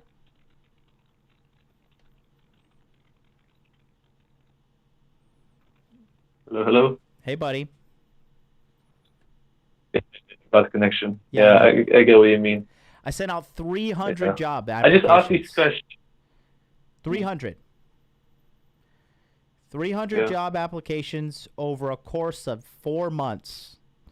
And I got one job at the rinkiest, dinkiest, shittiest English school that Japan has to offer. But I got that fucking job. And I got my foot in the floor. I got my foot in the door. And now here we are living that hot dude life. You cannot get in the fucking habit of giving up and quitting when the going gets tough. A man is not judged upon the times when everything's great and fantastic. You see the man's real character, and more importantly, your character is developed in times of hardship. So right now, it is a time of hardship for you emotionally with this girl, and in the business sense because the job shit's tough.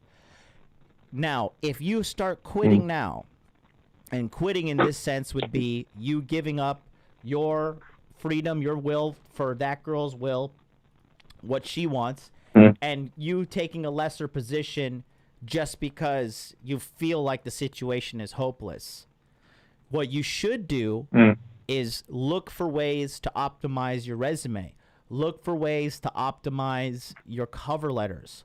Look to ways to optimize your physical appearance and your social skills when you go to these interviews. Make yourself better. Don't lower your standards. Make yourself better.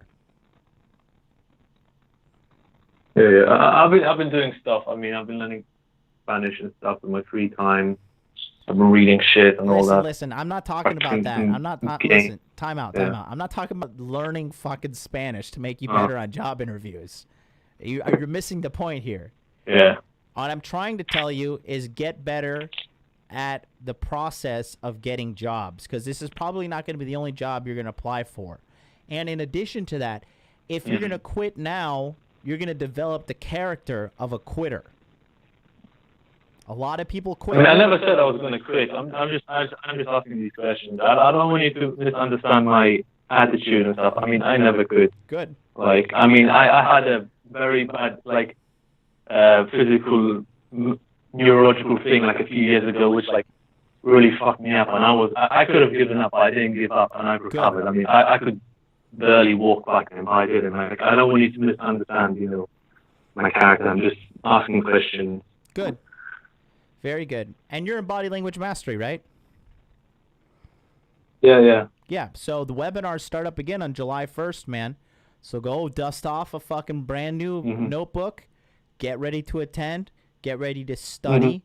Get ready to listen to guys who are millionaires, multi-millionaires, fucking 6 figures. Get ready to learn and listen from the entire group.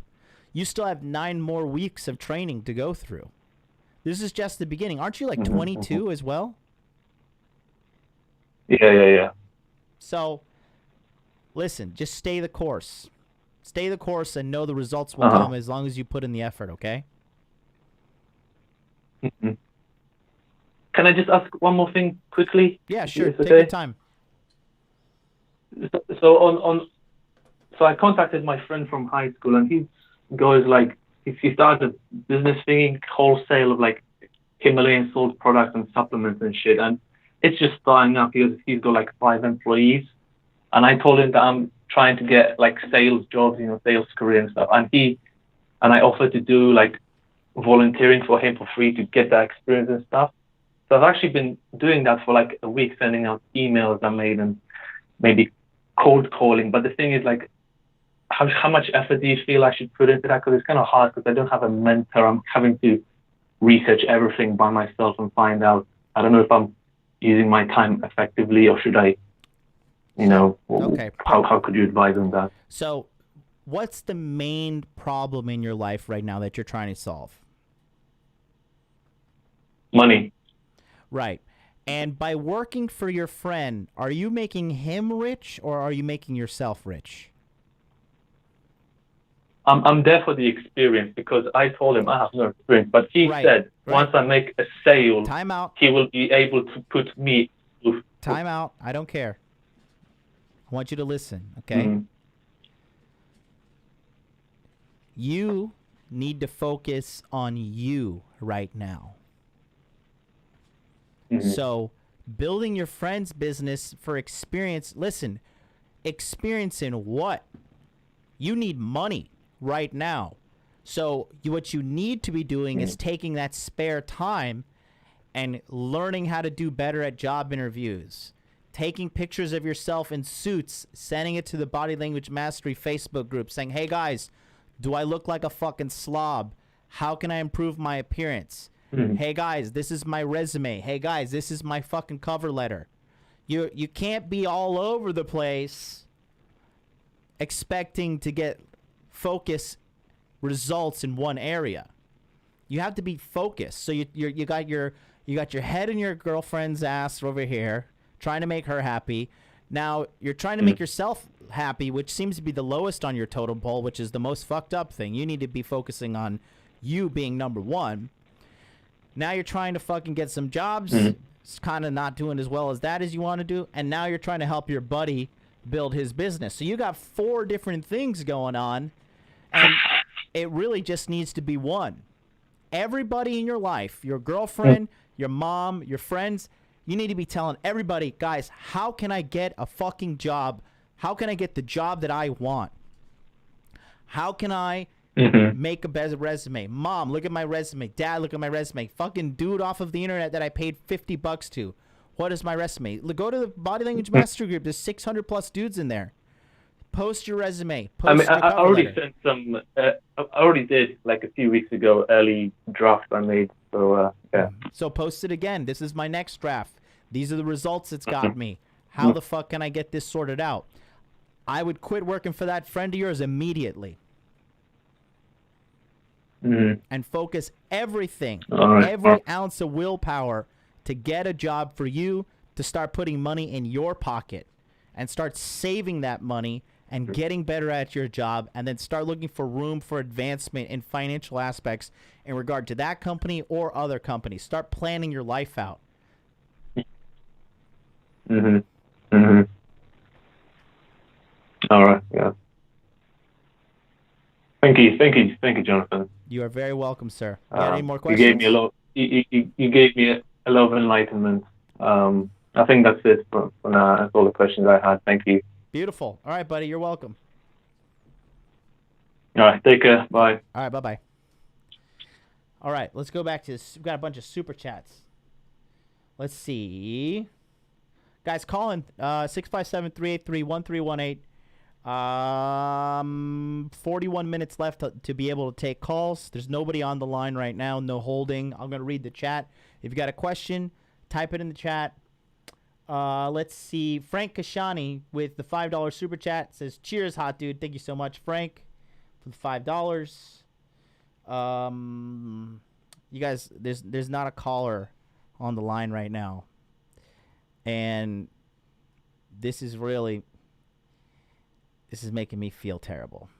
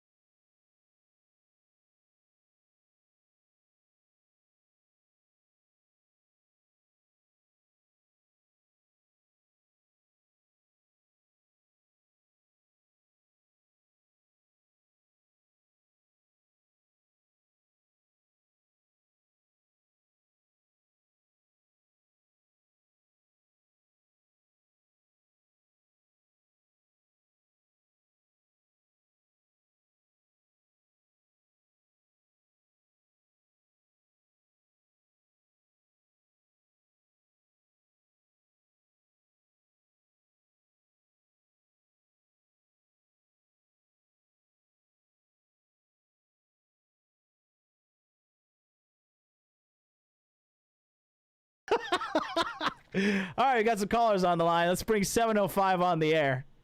Real quick, let me read these super chats. Nicholas Dredd, support MLD with the A1499. Thank you so much. And then Coach Charles says, "Jonathan, I downloaded your video from your daily visualizations. I will edit my own pictures into it and watch that every morning. You're the man." Thank you so much, Coach Charles. And let's see. Go back to the chat. See, King Jonathan, what's up? Okay. Now the phone lines are lit up. I'm just gonna do that. I'm gonna bait you guys with fucking sadness and sorrow. Let's do 705. You are live. What's up, baby? Hey, Jonathan. How are you doing? Good, buddy. So I'm a divorced dad, 43. Started into dating about a year and a half ago. Mm-hmm. I'm located in Canada. I'm attracting some women, mostly in and around my own age. I'm looking to attract 25-year-olds, 30-year-olds. Mm-hmm. And I seem to be missing that piece of the puzzle. Yep. You sound overweight. Are you? So I'm lacking some. No. I'm in shape. Man. What's your height? I'm 5'9". How much you weigh? 186. Motherfucker, you're not in shape. Are you jacked? Fuck, man, I'm deadlifting 400 pounds, man. Are you jacked? I'm deadlifting 400 pounds, man. But are you jacked? Are you like shredded? What's your body fat percentage? Yeah, I'm jacked. It's about 14 and a half. Oh, okay, you're jacked. All right, so tell me about this. You said you're how old? 40, what? How much? 43. 43, that's still young. That's still a good age for a man. Yeah. I think I'm just lacking the game. Okay, where are you in the world? I'm in Canada. And what are you doing to source women? Right now, it's just online. And what avenues are you using? I'm using Tinder, Bumble, Zeus is another one that was successful for me in the past. Mm-hmm. And that's it. Most of the other ones don't really, local people don't use them. Mm-hmm. Okay. So, your profile photos are probably shit, if I have to guess. Okay. Are you getting... Possibly. How many matches are you getting? I get one every... Well, sometimes 2 a day and one in another day. And Boy, you're getting 2 matches a day? I think you're not getting any pussy? Yeah, I'm getting... Wait. I didn't hear that. Hang on. You're getting 2 matches a day, but you're not getting any pussy? No. So your game is shit then? Yeah, that's when I know my game is shit. Okay. I was hoping you'd do another pandemic pickup. I missed the last one. I got a lot of people hitting me up. They're trying to get back into pandemic pickup. I'm sorry, buddy, you missed out. Are you on the waiting list for body language mastery? Yeah. No, I ended up losing my job. I have no cash right now. So how the fuck are you going to get pandemic pickup if I open it? Oh, man. Well, it wasn't as much as the other one. Right. So, okay, no worries. Well, I mean, listen, with body language mastery, it comes with 9 weeks of training. You will have game when we're done with you. You will be to the level that you're sick of chicks. You're going to have the game mastered very quickly. Going back to that, how long have you been unemployed? About a month. Okay. And what's your line of work? I'm in engineering. What kind of engineering? Electrical? Structural. Okay, so why don't you have another job? I'm looking. I've done a few interviews, and I have the lead of... I'm favored for a position right now. Beautiful. What were you making before? How much a year? About 110. Not bad. Canadian? Yeah. So you're like low-level sugar daddy status. You could do seeking arrangement. I could, yeah. I was looking at that, but I don't want to pay for pussy. I want that attraction, man. Whoa. Time out. Who said anything about paying for pussy here? This is the Hot Dude Army. We don't pay. Well, seeking arrangements, you're paying, right? Yeah, if you're a fucking chump. Look at you honestly, you see me here in my beautiful luxury puppy. You think that we pay with this adorable face and this right here? You think we're paying? Sir. We've got to get... So let me ask you this. You're 43 years old. You've been making $110,000 a year. You don't have any money saved up? No, I just went through a separation a year ago. Oh, buddy, you're fucking up on multiple levels, man. All right, here's what you got to do. You got to fucking get a job ASAP. And if you can't join Body Language Mastery, then what you need to do is... You have something to write this down? I didn't hear that question. Do you have something to write down the instructions I'm about to give you? Well, in 1 second. Yep.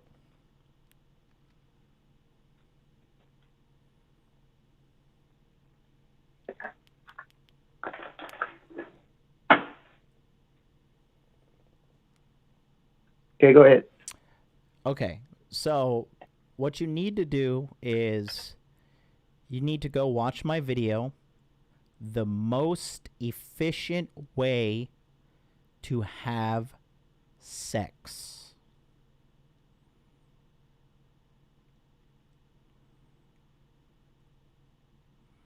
Okay? Okay.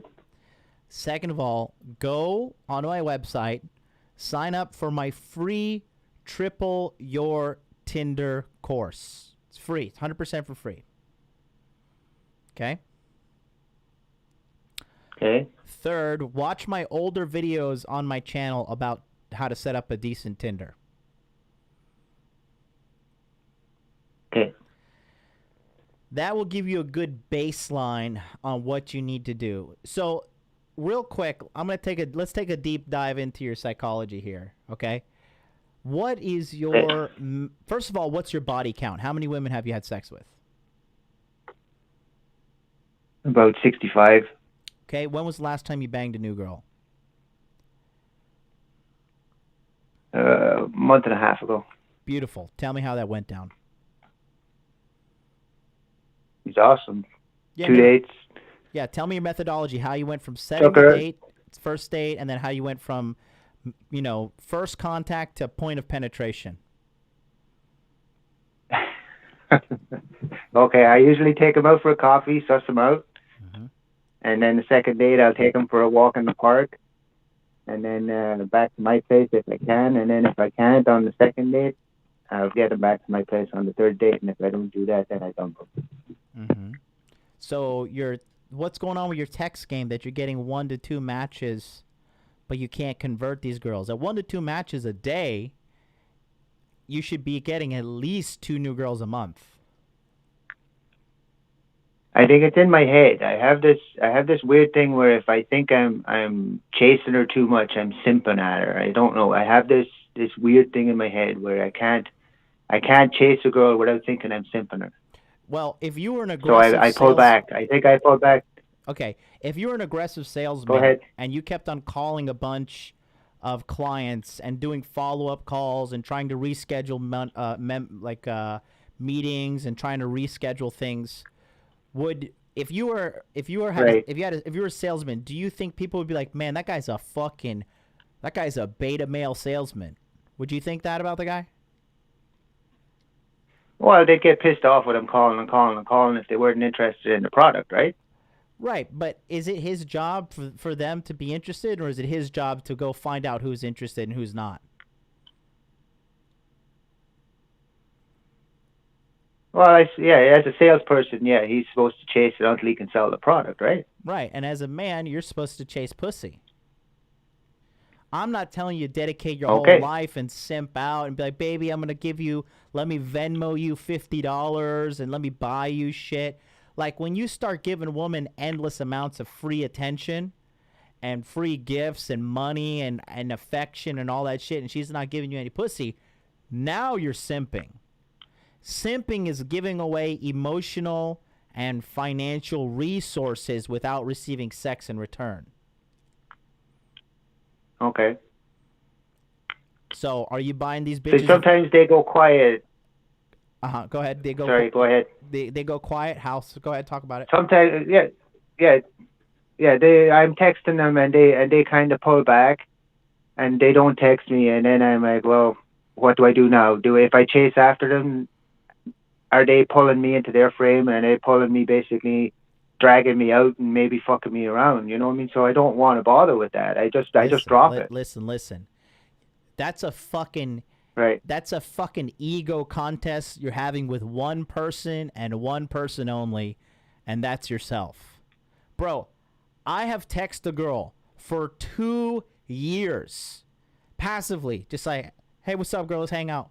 Hey, what's up, girl? Let's hang out. Hey, nice to see you. Haven't heard from you while. Let's hang out. I text her for 2 fucking years. And after the second year, she fucking caved in. And I've been tagging that vagina. Okay? So, does that make me a simp? No. Why? Well, you got the pussy. You didn't really do much investment, right? This is what I was doing. Beep, beep, beep, Just beep, a couple of texts. beep, beep, beep, beep. Oh my God, I'm simping so hard right here. I'm simping out. That's it. This is all she's worth right here. Right. Up, send. Oh, she ignored. All right, fuck it. I'm gonna send that same message to 60 other girls. You gotta switch your mindset, my friend. What's your name? Ray, you gotta change your mind, buddy. You gotta change your mind frame, Ray, because girls. Well, that's why I'm calling in today, Jonathan. You know what I mean? Like, I was figuring it's not going right for me, You're Gucci, baby. Listen. I'm on your side. Don't get defensive. You called in. No, I'm not getting defensive. I'm just telling you, man. It's all good. But listen. All good. What I'm trying to tell you is, especially you living in Canada, girls in the West, they have no game. Their game is just giving you pussy. That's the game. They are flooding the market with pussy. Pussy's being given out every single day in the West. These girls don't value themselves. That's why they give away the pussy so quickly. So everybody around you is getting it. It's just you're caught up in your own head, Ray. Right. So you're not simping. I see a comment there. Not Scottish. I'm Irish, just for them. Yeah, I figured you're Irish. So listen, okay? Now, that being said, right? You're an Irishman, good. Irish people are typically smart. And with what you got going on here, you have to I don't think, because you're older, so you might be out of touch with like what's going on with the younger kids, but bro, you have to realize every day. I am out of touch. Yeah, I'm out of. And here's the deal, Ray, okay? Every day, a girl that's a 5 out of 10 wakes up to at least 50 matches on Tinder every single day. Okay?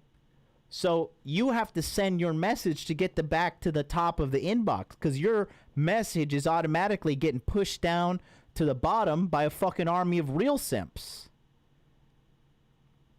Yeah, well, that's what I figured. You know, I mean, I've been watching your stuff for a while. Like, I was a Beta Bucks married for 17 years, right? So I ended up leaving my wife last year, and I've got 2 daughters, teenage daughters, right? So I'm out there and I'm attempting to slay pussy. I'm just hitting some roadblocks, you know? Yeah. Just trying to figure it out. It's all good, baby. You're Gucci, man. Don't worry. But that's what I'm trying to tell you. In today's day, you got to be aggressive. You got to be quick. You got to make it happen. Because the thing is this too, right? By default, because there's so many simps and there's so many blue pill dorks out in the world, okay? By default, these girls are automatically going to think you're just another fucking dork. So you have to be aggressive to catch her attention and get her on the date. So when she meets you, she's going to be like, shit, this dude is just not like the rest of the people out here at all.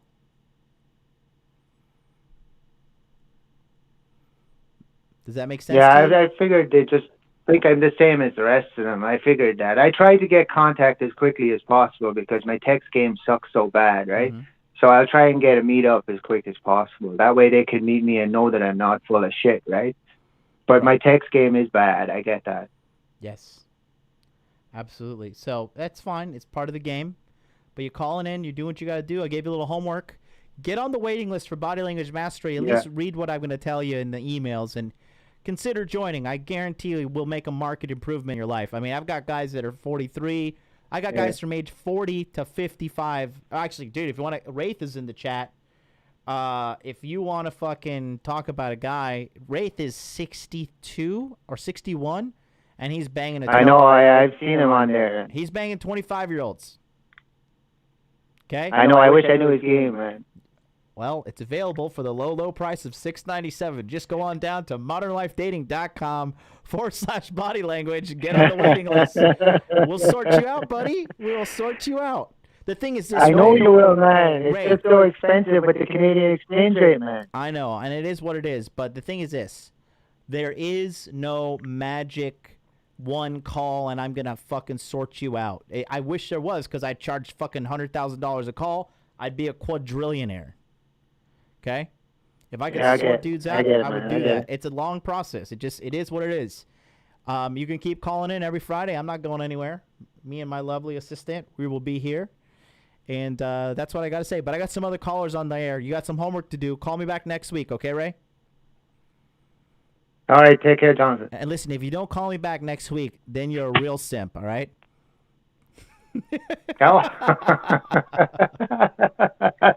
Take care, man. Take care. See ya.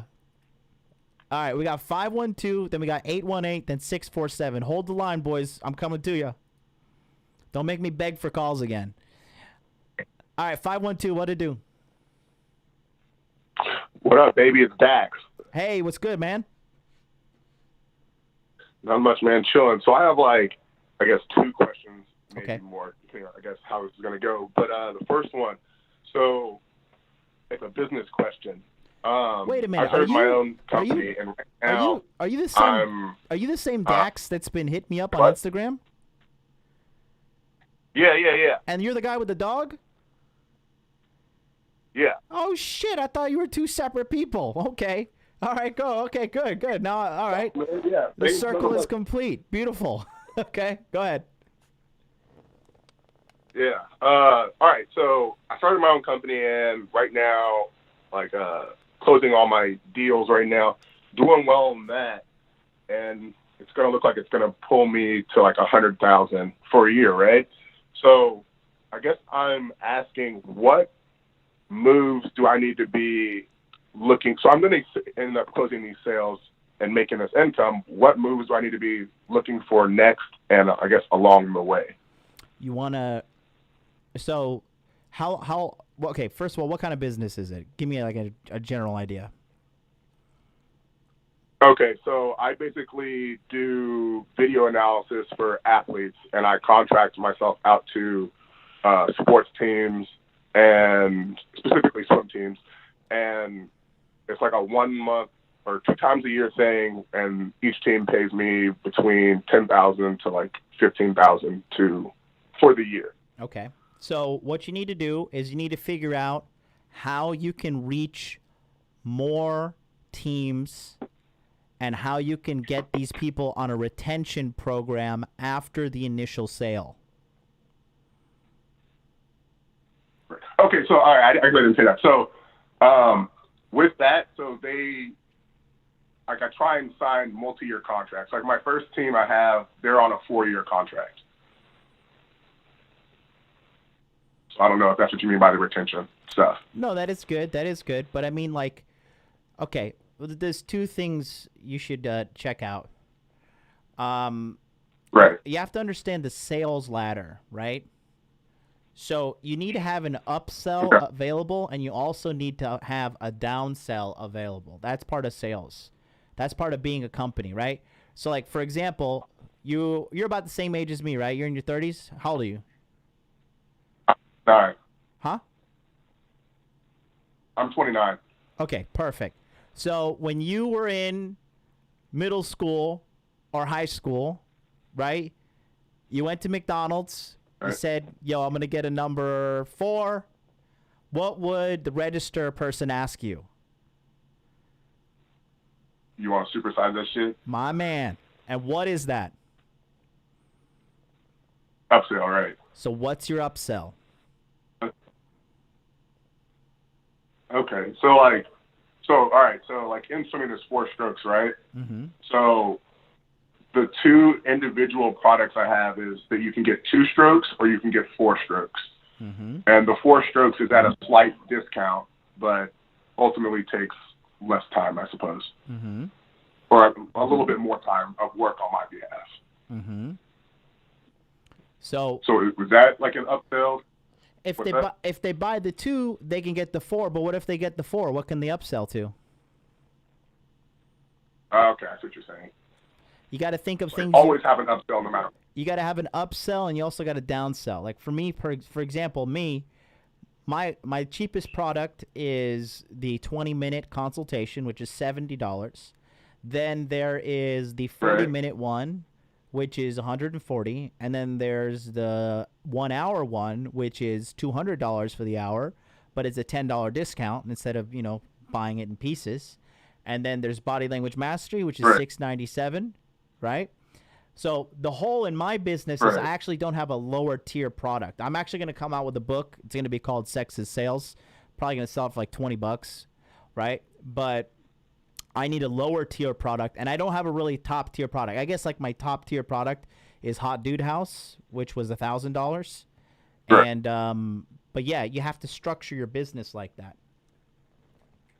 Okay. Okay. All right. So, like, with that said, so, like, I've been, like, you know, following your shit like a student as far as from a business sense.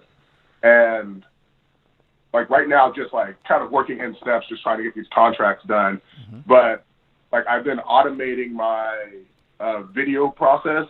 And once I start, like, well, whatever. But eventually going to have, like, a coach's totally automated thing where they can kind of, like, how you have your body language mastery, where it's all mostly automated, right? Mm-hmm. Where they can go in and just learn all the techniques and stuff and pay for, like, a certification or whatever. Mm-hmm. Right. Right. So eventually, what you want to do is this, right, Dax? So yeah. The thing is, one, you should get your ass into body language mastery. Two. Yeah, I'm going to. You said that quarter one, motherfucker. Two is this. So you're kind of in the guru business, if you will, right? So you need to right now. Yeah. You're in the beginning stages, which is fantastic. Okay. You need to build up your reputation. So you could do that by doing a YouTube channel, getting social media clout, doing interviews, and down the road, you got to figure out what can I automate, right? So you can automate by like releasing a course, releasing a video instruction, how to get the best strokes for swimming, whatever, right? And then people will pay you a premium for one-on-one time with you. That's how that typical business model is set up. People have been doing this for years, right? Tony Robbins, Jim Rohn, Robert Kiyosaki. You automate as much as your knowledge is possible, and then people have to pay a premium to have access to you. That's like the guru business model, the consultant business model, whatever you may like to call it. But that's what I would say you got to do. Right. Okay. Shit. Good shit, dude. Yes. I have one question about one part of this. Fuck. So you said automated interviews. What did you say before the interviews? You got to just you have to build social media clout, because social media clout acts as a marketing thing for you. Okay, yeah, now I remember.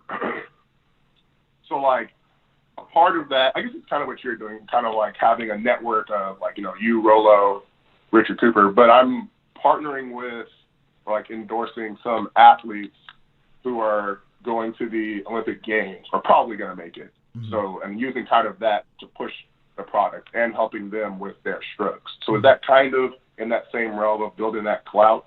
No. Because you need to document it. You need to document it.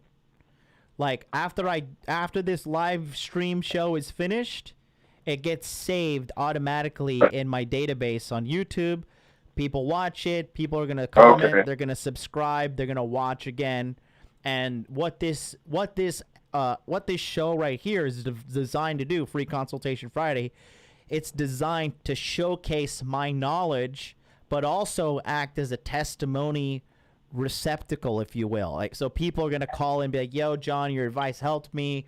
I'm fucking so happy." Yada yada yada. You know what I mean? So it's gonna build up my clout, if you will, and not clout in the sense just for being famous, but to display my competency in this area, which is men's self-improvement. So it's like a fucking multi-faced, kill multiple birds with one stone thing. Huh? Yes, and as an entrepreneur, you got to get good at that. Right. Okay. I need to write that shit down.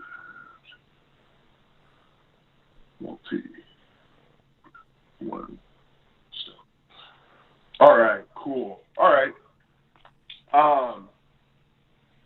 So my second question, right? I'm looking at the body language mastery on your website, right? Mm-hmm.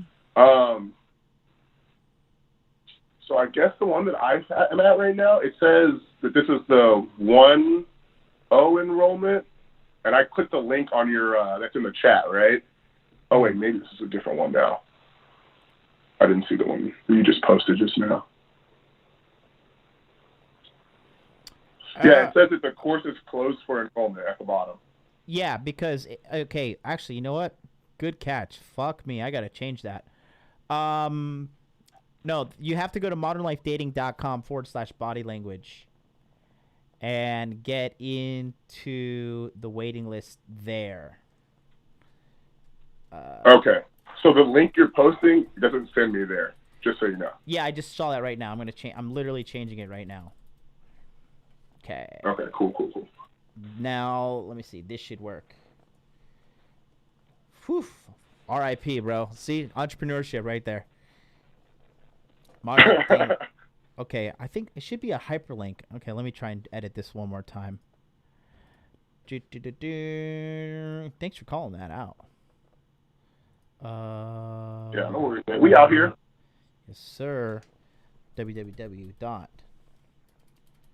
Okay, now this should work. Space after that? Is that what we're looking for? Here we go. Let's see if that works.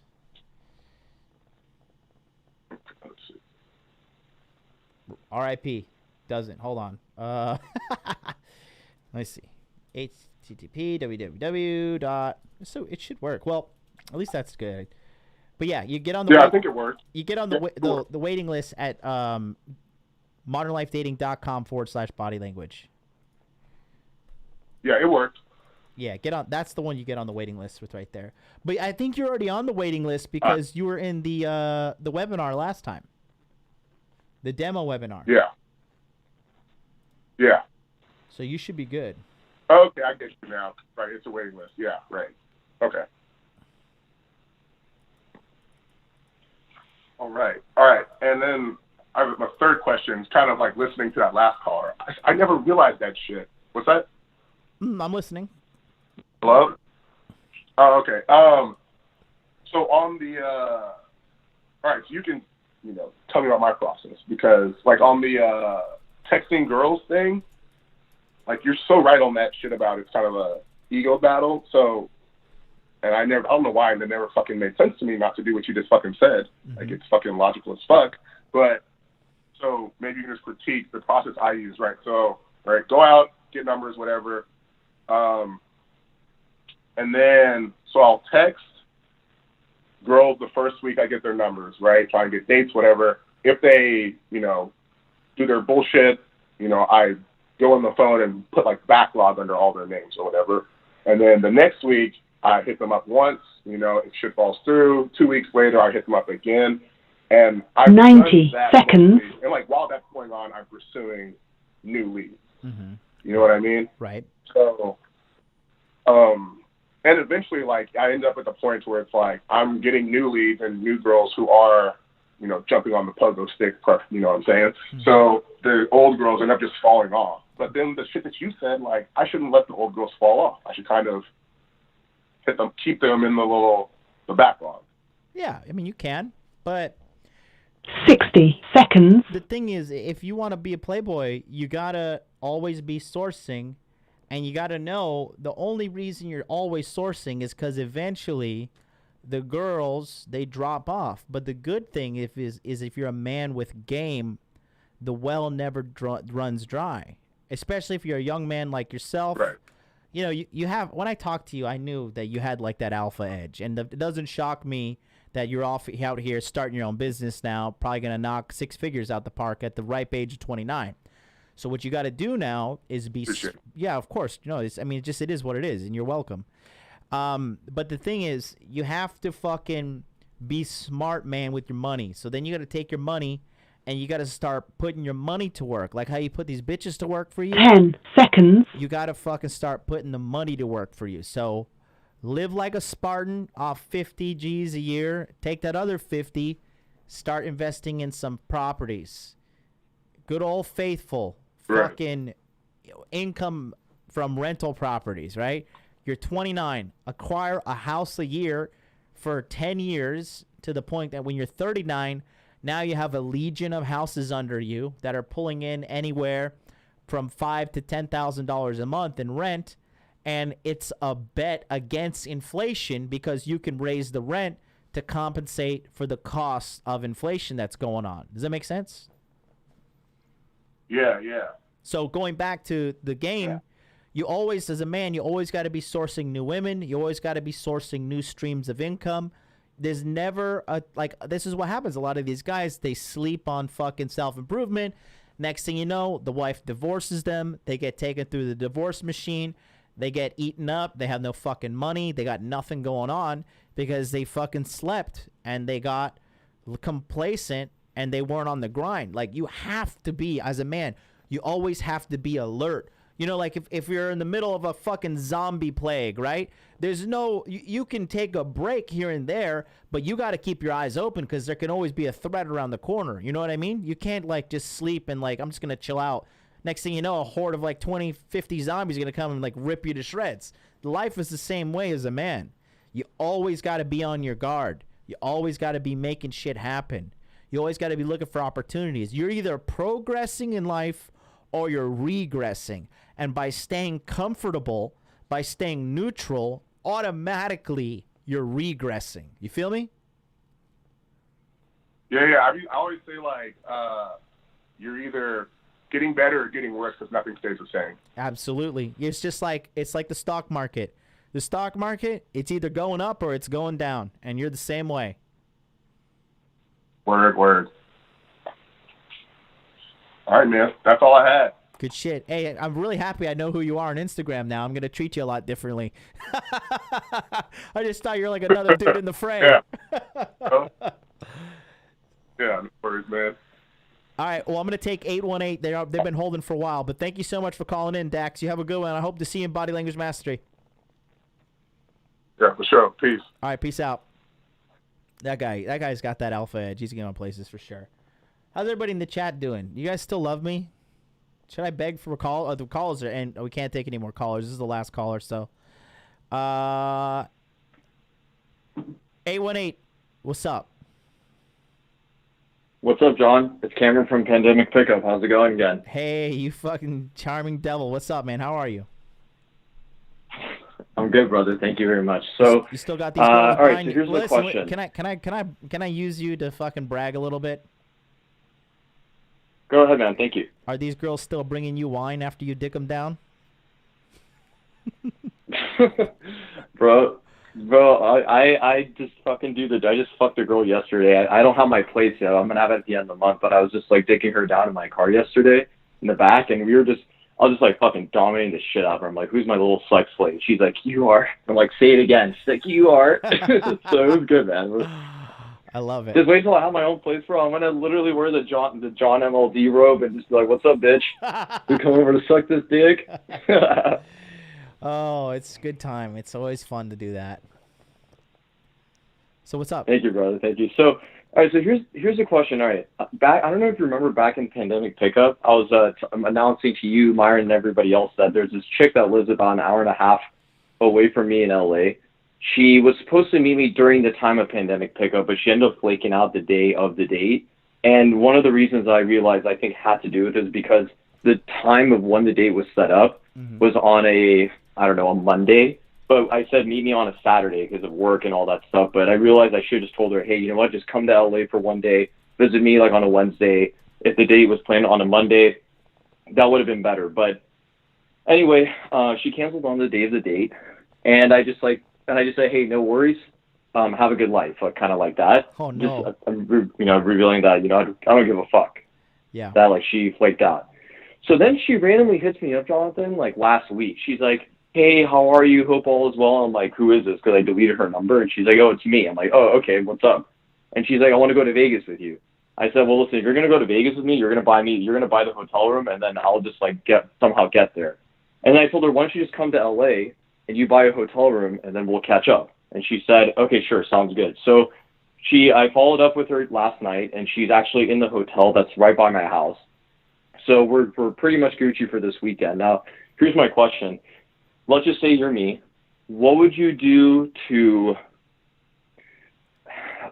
because she's coming like an hour and a half away from me, how would you go about setting up a good first date where it's not over-investing, it's not under-investing either, but it's making her time worth it, and while you still implement all the same principles and mindset that you have of being, alpha and just not giving a fuck, but also just making sure, like, hey, bitch, I know you came all this way here, so I'm not wasting your time, and we're still gonna obviously go for the penetration and all that kind of stuff. So how would you go about that?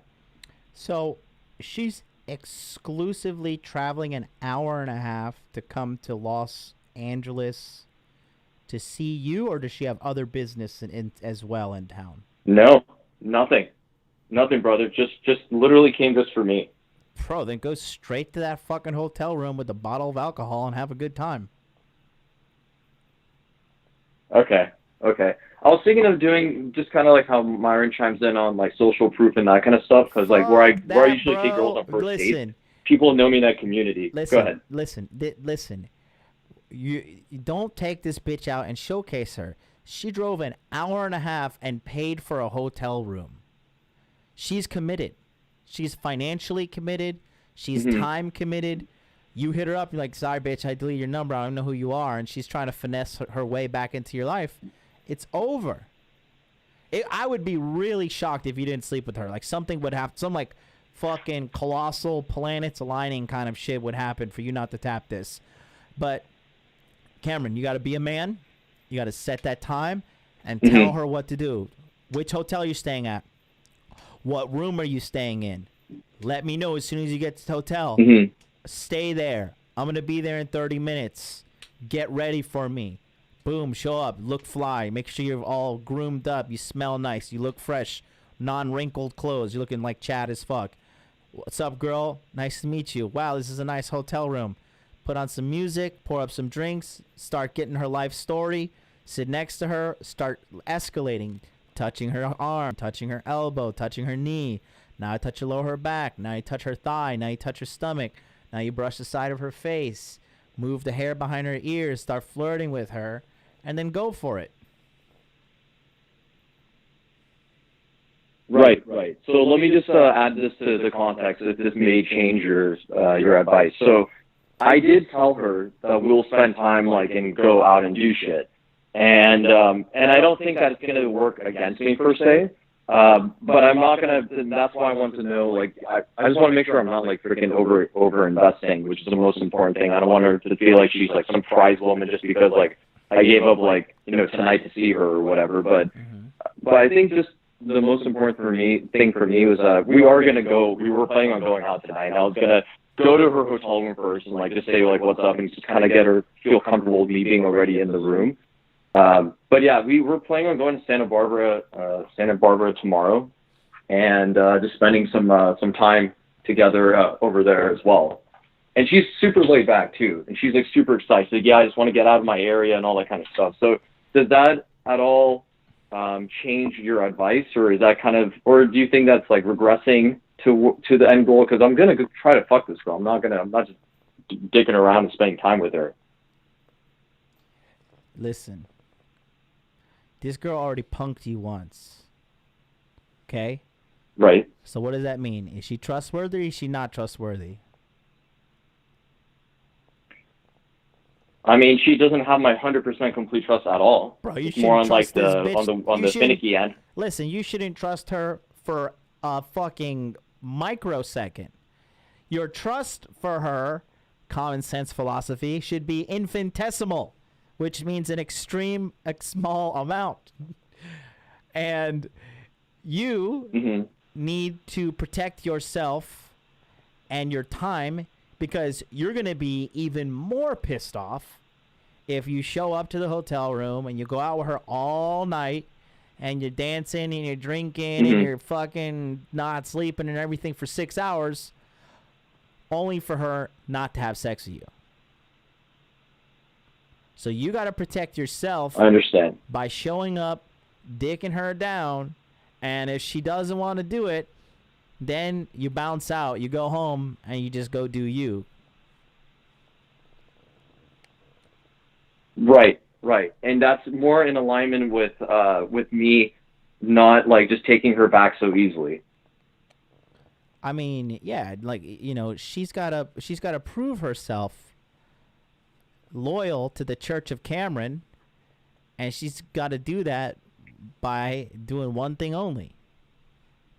And you know what that one thing is? Yeah. dick that fucking bitch down. No, you got to read the Bible. That's going to be in the fucking drawer in the hotel room.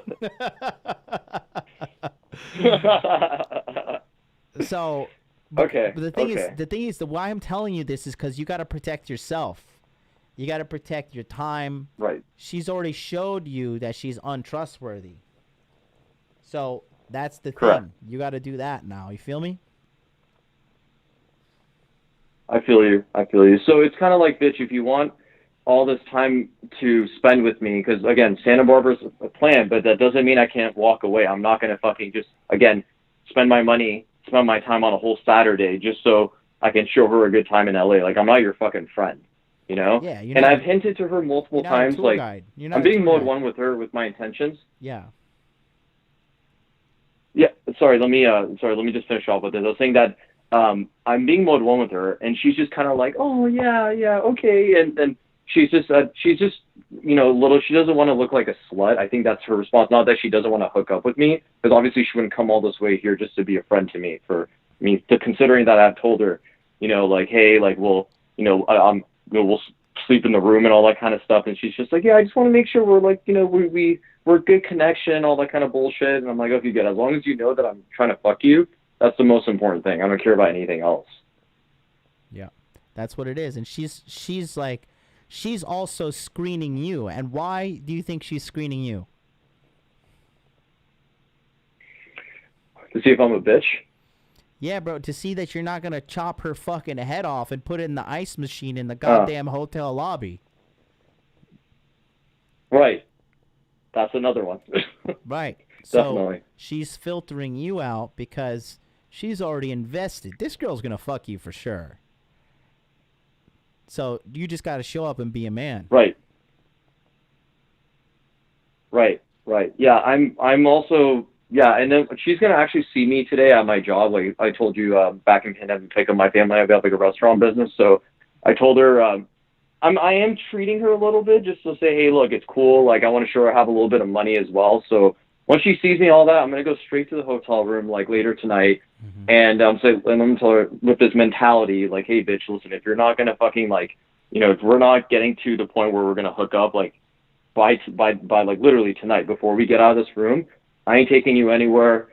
Obviously, doing it in a more, you know, strategic way. I'm not going to be, like, forceful about the whole thing, but she's gonna know through my my body language and just kind of like my moves and everything of seduction that if you don't you know submit to me, then we're not gonna go anywhere. I'm not gonna take you to all these cool places that I have in mind.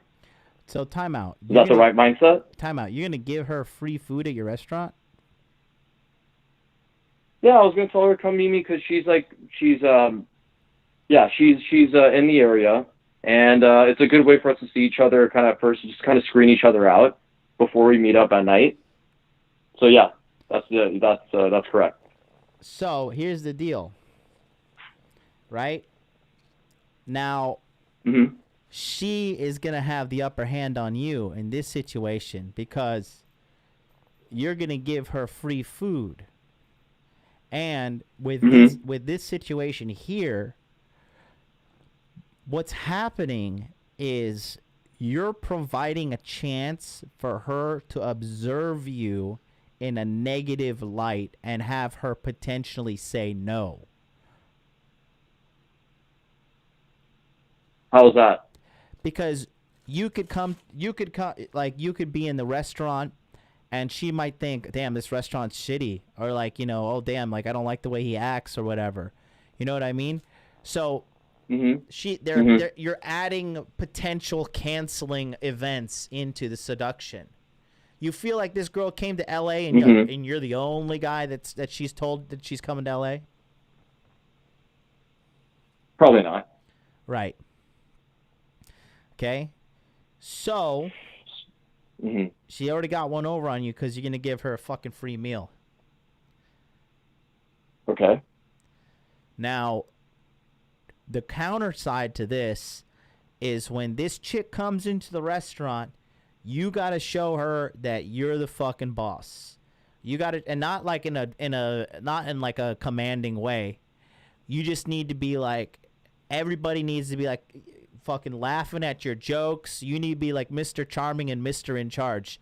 The whole time she's in that restaurant, you need to be on. You need to be fucking making the fucking clients laugh.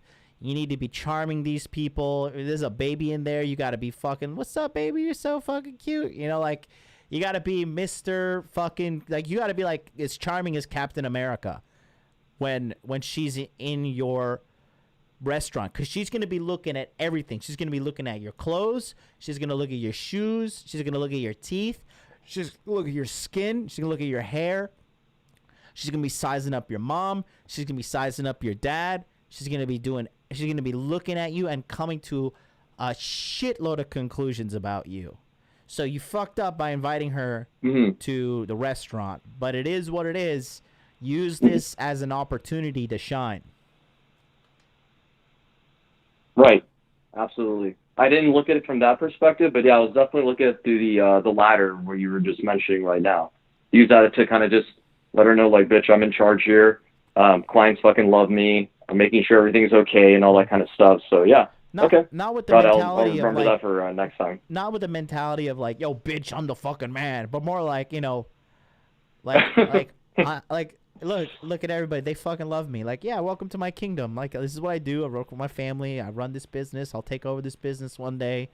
This is the fucking Johnsons. They love me. You know, these over here are the fucking the Whites. You know, this is Mr. White. This is Mrs. White. And over here is the fucking Hills. And over here are the Stewarts. And they come in. And Billy just won his fucking soccer team. Women like to be part of a community. Women love it. Like, to have that like social village sense. Women get cracked out on that shit. They like to be involved in people's lives. They like the gossip. They like it all. That's like fucking, that's just like women salivate at that shit. That's why they join churches, volunteer groups, meetup.com groups, all that shit.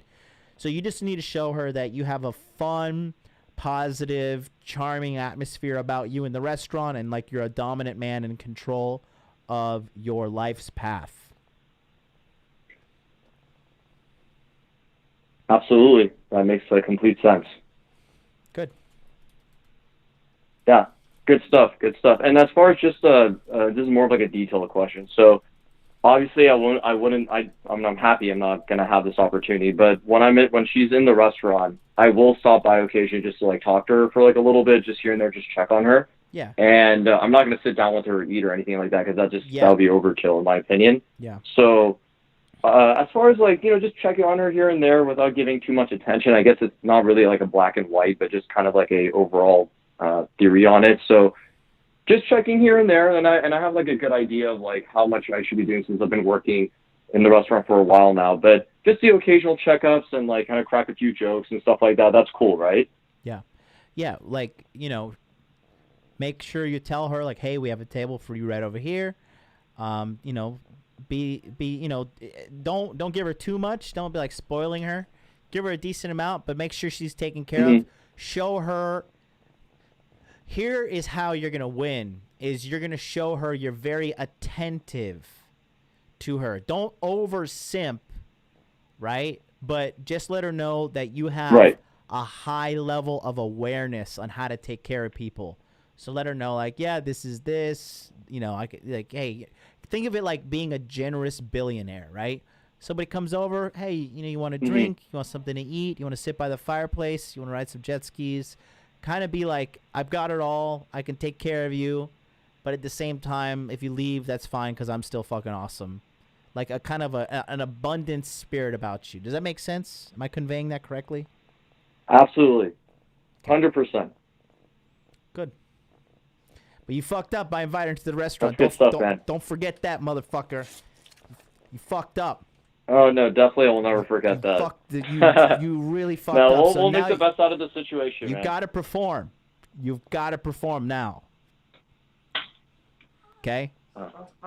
Okay, so even considering what has happened, you still think that, like, does that mean that I'm just going to have to work, like, 10 times harder for tonight, or it doesn't mean anything? It's just the same thing. Your audition is your performance in the restaurant. Okay, fair enough.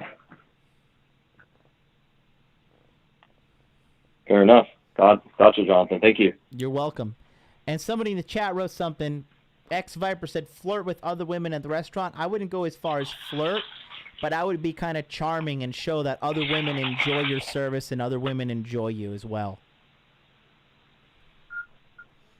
Absolutely. Absolutely. I'm very cognizant of that as well, and I know that's advantageous. But yeah, that person who pointed that out is absolutely correct.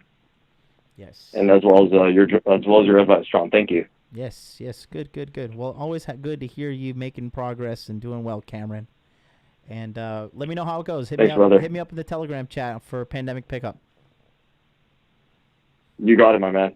All Have a good one. You too. Bye-bye. Woo. God damn. Has it been 2 hours? It's been a while. It's been 2 hours and 36 minutes. Jesus Christ. Let's take a look at the chat real quick and do some final questions. If you guys want to type them in the chat, holler at your boy. And don't forget, June 25th, if you think I'm smart, if you think you enjoyed the coaching today, imagine doing this for 4 hours a day, 5 days a week, for 3 weeks, with not only me, but every general you have seen on my channel in Generals June. You just got to go to modernlifedating.com/body language. Scroll down and just put your best email address in right here. Hit that notify me button, and you will get the notifications to enroll in Body Language Mastery on June 25th. Let's go to the chat. Ollie J says, I signed up in the mail list since April, baby. I'm all in. Sage says, bang on, John. Flirting to show her would be DLV, exactly. Japan, straight from the gut. Did you send Tinder your age verification yet? No, I am doing an algorithm reset right now. Ali J, I've been to Tony Robbins' event. It's not the same as men-only group like this, John. Absolutely, Ali J. Hey, Tony Robbins is a great guy. He's also a blue-pilled guy. God bless him. Anything in the chat? Type it out right now, boys. Let me know.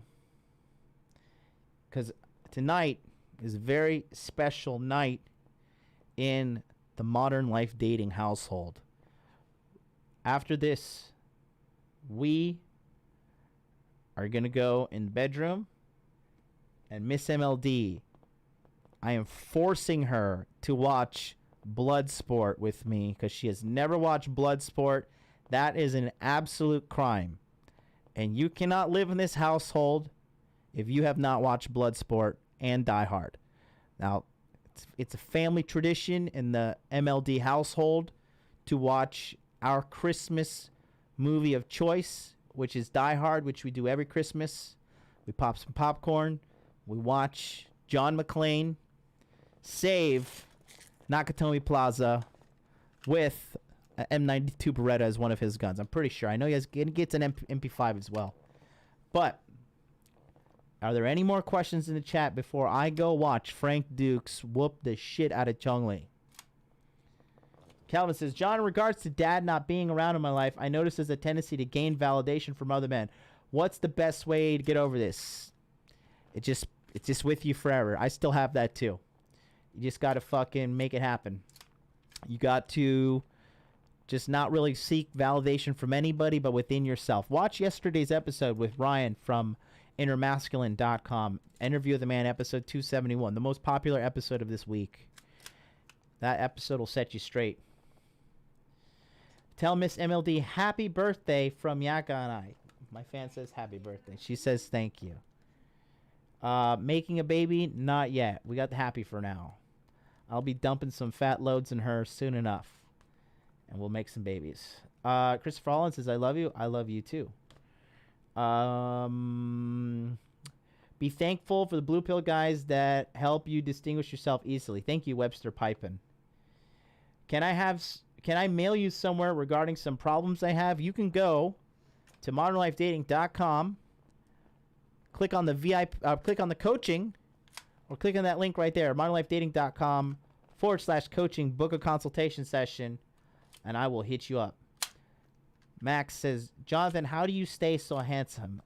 Tons and tons and tons of sex, and more sex. And also just looking at myself in the mirror, moisturizing, telling myself I love myself, surrounding myself with awesome people like Charlie from CultivateCrypto.com, who tells me I'm awesome, and I tell him he's awesome.